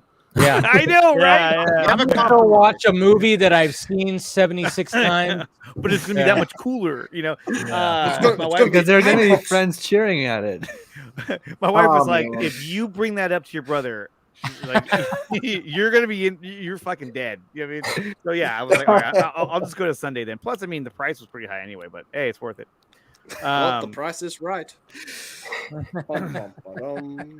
That's cool, man. I know Anderson, you shared this thing for like a little bit ago. So, where's it at? What was that? Sorry, StreamYard kind of sucks. What is this? What we're seeing right here? Black screen. It's the Batfleck movie. It's the Emerald Cut. The Emerald Cut. Oh, is that the clip again? Why is it? Oh, it's still back there. Okay, never mind. We'll play it. Let's just see it. Oh man. No, we already watched the clip earlier. We don't. The StreamYard has the custom layout. I don't know. It was like I saw it in the back, and I was like, I thought it was something new that you were sharing. Sorry about that. No, it's the Batfleck movie. Just the black screen. I got a question for Chris. Okay, go ahead. Chris, being a Superman fan, excluding Zack Snyder, who would you pick to direct the Superman Legacy? James Gunn. Peter Safran. Man, it would be cool. Steven Spielberg would have been. Deborah Snyder. Thank you, Chris. You see the vision. That's my all around. Just like everybody be like on board with that. Can you imagine if Steven Spielberg and Superman? People, everybody, it doesn't matter who it was. Like they'd be like, "I'm bored. I'm on board." It would be. It would have been so awesome. Yeah. But I was disappointed that James Gunn's doing it, but I expected that, honestly. We all did. Yeah. I mean, I was he's gonna disappointed set that the Steven tone Spielberg for is his not. DCU, so it is what it is. But the thing Like, about I'm not Steven Spielberg, totally excited that it's James Gunn, but I'm excited there's a Superman movie. Because I think Superman should have a movie, another one, and but I'm not it's gonna say wild. much until I actually It's see wild that like in the past 8 years we've gotten one Superman movie. Solo, yeah. Solo, yeah. And I get it. Everybody No, loves that's Star Wars. Batman. Batman. Well, this, you know what? I get tired of too is everyone's like, "Oh, Jennifer Holland's been in more DC movies than Henry Cavill." It's kind of like, dude, that's a stupid argument. Come on, man. Like, yeah, but screen time it has not been the same. Yeah, it's like she's made cameos. Who cares? I don't know. Jesus Christ, and she's also character. Anyways, no, but but when it comes to Steven Spielberg, the only thing is though, like we all know who would score it. Yeah. Sean. That's one thing. Yeah, and I'm like, as much, when I hear that theme, I just think Chris is good with that though. Yeah. It's gonna be so hard to top the Hans Zimmer. It's gonna be so hard. I feel like he's gonna probably try to get another song. I don't know. Oh yeah, he better. Obviously, it's gonna be whimsical, like that. Definitely, it's not gonna be. I don't think it's gonna The be Hans Superman Zimmer. animated series theme is also pretty good. So Yeah, I it think is. they Yeah, can do a good one. I just hope, Is it they good? don't. How does it go, Casey? Can you do it for us? Superman. I'm drawing a blank on it right now too. Shut up, Andre. That's actually a really interesting point, though, 'cause so James Gunn's movies are known for music, but name an iconic score from one of his movies. That's true. That's Guardians of the Galaxy. None. No. Yeah, but can you name That's a soundtrack. That's a good who's the soundtrack. composer? No. Their theme is nice. But the Alan Taylor one? Yes. Not memorable. Yeah, it's not memorable because I don't remember It's it. kind of It's just a recycled Avengers theme. Yes, it's kind of similar to the Avengers theme. Basically, It's just recycled. That's all it is. Same. Oh man, yeah, I know. There's a lot of pressure on it. Like I said, James Gunn, he's gonna lose hair. He's gonna lose hair. He's gonna lose that spike. And then he's gonna play Lex Luthor. Here, I appreciate that he's doing it simply putting his money where his mouth is in terms. You know who's of, gonna be Mercy? Like either he pulls it off or he doesn't. But like if this movie doesn't, like, it's a make or break movie, so he might as well put himself behind the camera. Yes. And, I think he's gonna play Superman. And like I was saying, everyone who doesn't like Gunn, who despises him, here's your chance. He's gonna take a stab at it, and if it fails, if it sucks, then there's your chance to rip. Yeah, him. he's he's putting a big target on his back. He is. He's gotta. Yeah. He's gotta do something he's never done. Another thing is that so. since he wrote that character, since he has the vision for the DCU, since he has the idea for this Superman, I want him to direct his own script, because I don't see like how anyone else would be able to capture 100% of what he has in mind. Yeah. See, I have a feeling the movie's gonna actually make money, because I mean him attached is gonna make some money, but at the same time it's like, but you also have, what's the reception gonna be like? That's gonna be the ultimate test. Is like, I think the movie's gonna have enough buzz and enough oomph behind it. We have 2 years till it's coming out, and there's a lot of things. I mean, it's already like boosting up, but it's just the reception's gonna be the thing. There's a question is though, if the Flash gets $1 billion, does it change any plans? Does it do they I don't think it does. Like, wait a minute. I don't think it does. It's a multiverse movie, so they can kind of they can do whatever they want with it without like consequence, kind of, I think. And I think it has a really good shot of making $1 billion. I really do. But I agree. Yep. Yeah. Steven, I you got a to lot leave. of people outside, and they're like, "Oh my god, Michael Keaton's in the movie. I'm watching that." Like they didn't know anybody else. Oh yeah, dude. When the spot came on for Super Bowl, they're like, "Wait a minute," and I'm like, "Yeah," and they're like, "Who was that?" I'm like, "That was Michael Keaton." Who's like, that old man? Yeah, they're like, "I'm gonna watch that then." I'm like, "Well, there it is. They fucking captured it."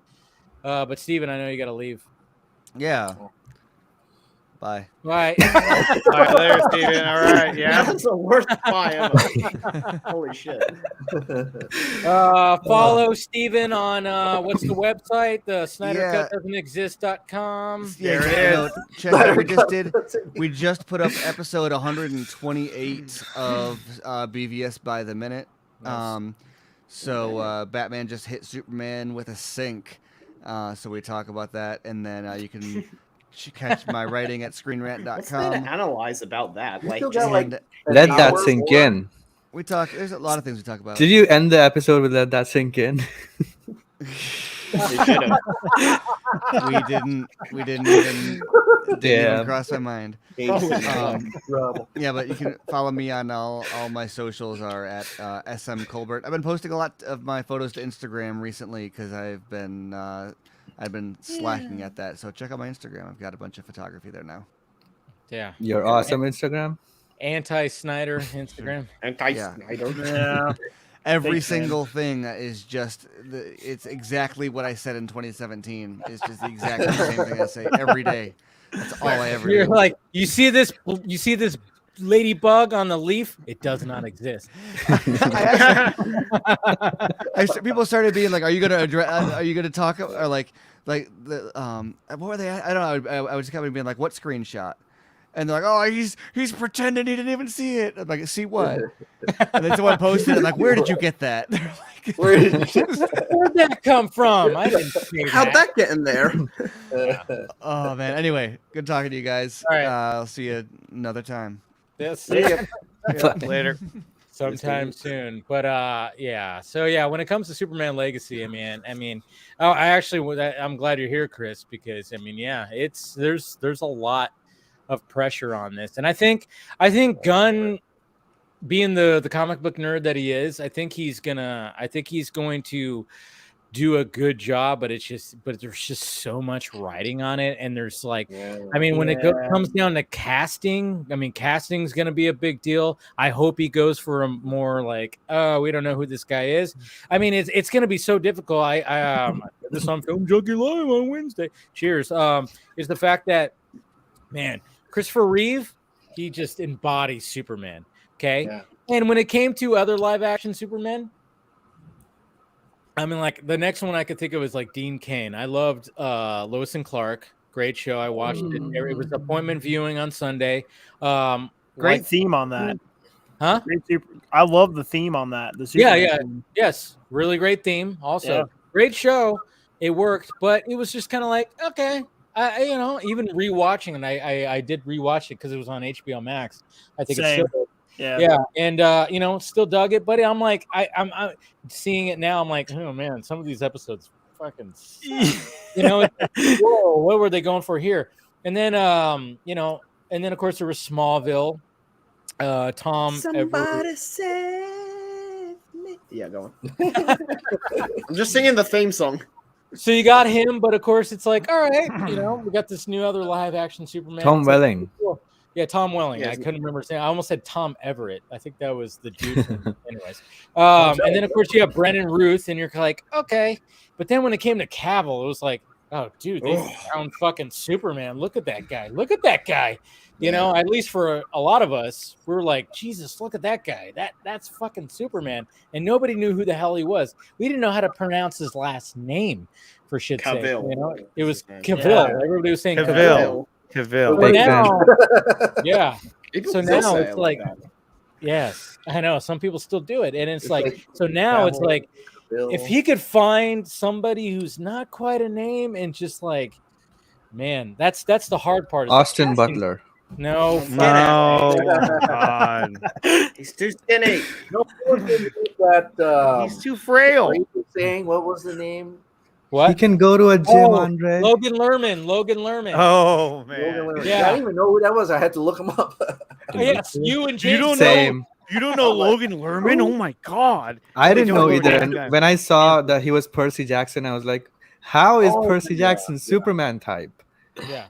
He's not. I could see it in the How face. is he the Chris Pratt type? That's what I'm. He's got the look in the face. That I was could see it in the confusing. face. I don't think he even has that. Nah. I could see it in the face. I could see it. He's in the a face. small doesn't guy have though. that. Like he's not But tall. he's a small guy. Bro, Yeah, like he's imagine big. his reaction after looking at a Guns tweet. He's probably Well, like, that's I Yeah, posted that. I'm like, live look at Logan. like, Look, "What? and he's like, I gotta get "Don't out of cry, don't line cry, now." Stop crying, stop crying. Yeah. I posted that photo of Will Smith in tears. Yeah, I mean, yeah. the poor Imagine guy Logan got. Lerman was like, he had his like audition papers. I'm like, fuck. Yeah, I was I mean, ready like to the go. poor guy is minding his own business, you and he don't got like me. wrapped into this drama on Twitter, and he's just like, the "What grace. the fuck did I do?" Yeah, Yeah, he's right. like, "The hell." I mean, he was Yeah. great in like Fury. I thought he did a really good job in that, and he's a good actor. He's not a bad actor, but I'm like, no, we need somebody over 6 feet. He's like 5'9". That's the thing. Yeah, yeah. And I know in movies, they make Tom Cruise look like he's, 6'7", but whatever the hell. And it's like, yeah, you can't. Yeah, It's possible. The Rock. He's like and- Dave Can't do that with Diesel. Superman though. Yeah, Vin Diesel and The Rock, they- Diesel and The Oh, Rock. yeah. Yeah, he's like standing on a box. Yeah. At some point, Superman has to be on screen like his entire body when he's Yeah. floating. So you can't do that. No, with you him. you have to have He's somebody that's perception. Yeah. 6 foot. Yeah, you gotta have. You just have him further out. Stretching. Now, I do believe that there is something circulating around that's a call sheet, or like a casting call sheet kind of thing. Because I heard that too. So I'm like, even when people are like, "See, Grace is just lying," I'm like, she's not lying. She's seeing something. The Logan Lerman thing came out of nowhere, and I'm just kind of going like, I mean, my first initial thought was like, is he playing the younger version? I mean, like the teenage version, because he looks very young, but that would be kind of weird. Like, yeah, I'm just gonna be on screen for about 3 minutes, or something like that. And and we already know it's not an origin story, but of course there could be flashbacks. But I'm like, I don't think that, that's a good choice. But yeah, it's gonna be interesting. The casting's gonna be. Obviously, there's going to be backlash. There's no doubt about it. Oh, yeah. I mean, every actor who's been cast as Batman has had backlash. I mean, Pattinson, Affleck, everybody. Yeah. They've all gotten backlash to some degree. So, I mean, that's expected when it comes to Superman as well, that whoever they cast will, get the backlash. I mean, I remember when Henry Cavill got cast, my brother was like, Henry Cavill, or not Henry Cavill, he's like, Superman is an American character, and they cast a British actor. I was like, well, okay. I remember when they released the picture of him with the vault. Oh, that was too dark. They got to brighten the blue, and is he wearing trunks or he's not wearing trunks because he was kind of hiding in the shadow? Well, let me that ask was you guys. the Christopher Nolan, The Dark Knight time. So that kind of style was very the grounded kind of darker style was in. But let me ask you guys. I mean, if the MCU never existed, right? I'm just saying hypothetically, that would be so good. Holy shit, that would be. Well, no, I'm not gonna say that. If the MCU did not exist, right, and the DCEU came out and did their thing, would there have been such a backlash to the way that they were going about building their universe compared to? No, because everyone was comparing it to Marvel. The MCU set an expectation for this, and everybody was like, movie. And there's nothing wrong with that either. There's nothing wrong with it. Yeah, but because people wouldn't have said like, how can Superman die in the second movie when he has to, go for like 20 years before the entire Justice League has stories and come to his funeral and all of that stuff. So. Yeah, but Zack was like, like I said, he was a little bit ahead of his time. He's like, I'm gonna make this story where I do this, and it's only gonna be this, and and it's great. But I mean, the casting is gonna, man. What's funny is that it feels like Marvel's like tripping over their own feet right now. Oh yeah, and I feel like maybe this is the chance that James Gunn could flip it. See, that's the thing. It's like another thing. I'm like, I was hoping like when Logan came out. Logan Lerman? Yeah, Logan Lerman came out as a. As a gay. Breaking news. Exclusive. Right? No, but I was hoping when Logan, the movie, came out and it was an R-rated, like, we have an R-rated, like, Marvel-esque movie. It's not Marvel Studios. We have that. I was like, we're gonna have a pendulum, shift. Something's shifting here. Nope. It's gonna happen, and then it didn't quite happen. And I was like, fuck. But I mean, we still got the Deadpool movies, and That's what I said about. Yeah, That's what I was exactly. That's what I said about Feige and Marvel Studios. Is if he made something even as an Elseworld like Logan, and it has this awards buzz, it makes a bunch of money, people love it, he'd be extremely tempted to just get him into the MCU. That's just how he thinks. So I hope James Gunn doesn't do that as well. I know he wants to make everything one universe, like including games, comics, animation, all of that. That's great, but also you can have the standalone other movies, and I would love to see not just big characters like Batman and Joker, but you can do it smaller characters like, for example, Mr. Freeze, like was an example, right? So his story is also very tragic and really good. So that would also be really good for a standalone story. Yeah. Oh yeah, just watch animated series Heart of Ice. That's heartbreaking. I don't know. It's all gonna be crazy, but I think this is a good place to wrap this stream up right now. I want to thank our two guests, Andersen, Dmitry. You guys are awesome. Thank you for showing up. I know it gets a little crazy when it comes to the Vodka stream, and it gets a little late. It definitely does, and I know you guys are like 2 hours ahead. What time is it over there? It's 2:49. 2:49. Ooh, that's right. Okay, so you're 3 hours ahead. Hey, it's been fun though. Seriously, thank you for having us on. Yeah, thank you. You guys are welcome back anytime. If you feel like like I'll hit you guys up if you want to show up and shoot the shit. You guys are welcome anytime. You guys are awesome. Looking forward to the films that you guys are making. Looking forward to more cultist videos. although that's going to be that's going to Saggy, so yeah, Saggy probably, the fifth pillar. If there's another Casey, while we got you on here real quick, I want to say your cinematography work on Pieces. Oh yeah, thank you. Yes. Spot on, man. Thank you. I don't know if you did everything on there, but it was really well done. Thank you. The next project I'm going to be doing outside, so I'm excited for that because I like those outdoor shots more, but it was definitely a challenge for me to shoot indoors because usually there's not much to work with in terms of making the frame look good. So natural lighting helps too. So yes, no, when it comes to Casey and Steven, they're the guys that they know. Like if I was gonna shoot a movie, I'd be like, Casey, I'm gonna fly you over here, or Steven, both of you, maybe, because I suck when it comes to camera stuff and everything. I'm like, how do you guys fucking do this shit? I don't get it. Very complicated. Yeah, I'm doing photography class and stuff, and I'm just it's so hard taking photos at nighttime. Before I bought my camera, I was hitting up Steven like what the hell? I don't know which one to get her and blah blah blah. It doesn't exist. I know. Yeah, that's what he said. He said the perfect camera doesn't exist. So. Yeah. But anyways, Andersen Dmitry, go ahead and promote your podcast and everything. All right, so you can find us at Iron Stone Podcast on YouTube, Instagram, and TikTok. We're getting a little better at TikTok. We're still trying to figure that out.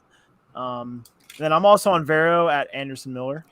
So any little exclusive things from films we're working on, I'll post on there. So it's a good place to find us. Cool. I can't wait to watch that movie, man. The teaser that you put out was pretty good. Oh, wow. Thank you. Yeah. Thank you so much. I love that. Thank you. As I'm working on a film myself, I'm Hey, Dmitry needs to talk first there. Well, I was gonna let him wait your turn, Axel. I will. Jesus. Dmitry, you were saying. Yeah. He works at a paper company. I work at Dunder Mifflin. No, I mean I'm on pretty much everything. Vero, I think it's at Dmitry Ray. Instagram is at Nightmare, which is a character I created for one of the films that we. Spoiler alert! This looks great. Exclusive on here. Exclusive. And then Twitter is at Dmitry Ray. So nice. All right, Axel. Now you can promote. Okay. You can find me at Droga52 on YouTube. You can find me on Twitter by Axel R. Droga. What? Did you say something on Yeah, I've been calling you Draga this whole time. So now I know. Droga. Oh, it's Droga. Yeah, it's Droga. Oh wow. Okay. Yeah. And yeah. Thanks for having me on, Dave. This is a fun time as always. Thank you. Always, man. Yeah, No pizza appreciate you today. No pizza today. Yeah. Yeah, he oh didn't yeah, eat- that's right. No pizza. I had so much pizza this week. Holy crap, it was insane. Watching so And much yet you Teenage still Mutant- weigh 122 pounds, probably. Yeah, I know. Yeah. Oh, I was watching a lot of Teenage Mutant Ninja Turtles, and I'm like, damn, this makes me want to have so much pizza. But yeah, God damn, pizza now sounds good. God damn it. Yes, God it damn It it. really does. God damn it, Hold on. Droga. I should say. Yeah. yes, everyone think says Draga. Draga. I'm like, relax, guys. Yeah, hold on, I'm getting a text from Zach. I know, right? Yeah, I know. You're getting it. All right, Casey. All right, you can find me at Krypton Cage on all social media, and I'm gonna be posting more about my film that I'm working on right now, so you can find updates on that as well on Twitter mostly. And yeah, I'm excited to watch you guys film as well, and it was a pleasure to meet you both and to see you again, Chris, not Andre. Right. I don't want to see you either. And yeah, it was fun. All right. All right. All right. Yeah. With Mr. the Swinton. hieroglyphs. Mr. Swinton. oh, I'm kidding, Andre. You know that. I know. Cool. Just so we're clear that I Move don't over actually to- hate you. It burns inside. is what it does. God, make up for each other. I know. Chris is like caught in between. Like, I'm in the crossfire. Let's not make this awkward. Too late. No, good meeting you guys, Andersen and Dmitry, Axel. Me too. Thanks for making me I don't know which pillar I was. Third. That was cool. Oh, see? Oh, okay, thanks. 3. But yeah, for where I was going to SnyderCon, I'm jealous and hug Zach for me and but watch your 6 because there's some crazy keyboard warriors there going. I'm like, but they'll probably won't do anything. Yeah. They'll probably have printouts of those screenshots and show them to their faces. Yeah. They're gonna throw a poster board at us. Like, here. Yeah. And then Make sure run they away. actually just make sure they actually find Stone Quarry this time. What? Yeah, I know, right? Oh, Have fun. Oh, fun, good guys. one. Good one. All right, Andre. No, the biggest revelation of the stream was that not only meeting you guys, Andersen and Dmitry, was that the Nerd Queens made the video. So, by all means, don't stop. You can find me at Nicotina on YouTube, at Nicotina_show on Twitter and Instagram. Also check out Project Justice League. We made that not too long ago, and so far it's got 117,000 views, and we're sitting at just over 6,200 donated so far to AFSP. So definitely check that out when you guys get a chance. great work. Exactly. That's what it's all about right there. All right, guys. Thank you to Steven. Who else? Jordan showed up at the beginning, which was great. Saggy was here, but Saggy, that's right. Can't forget Saggy, of course. I don't know how I forgot that. yeah, did you? But yeah, thank you to them for showing up. Thank you to Andersen Dmitry for being the featured guest, and of course, Axel, Casey, Chris, Andre. This has been a lot of fun as per usual. We will talk to you guys later.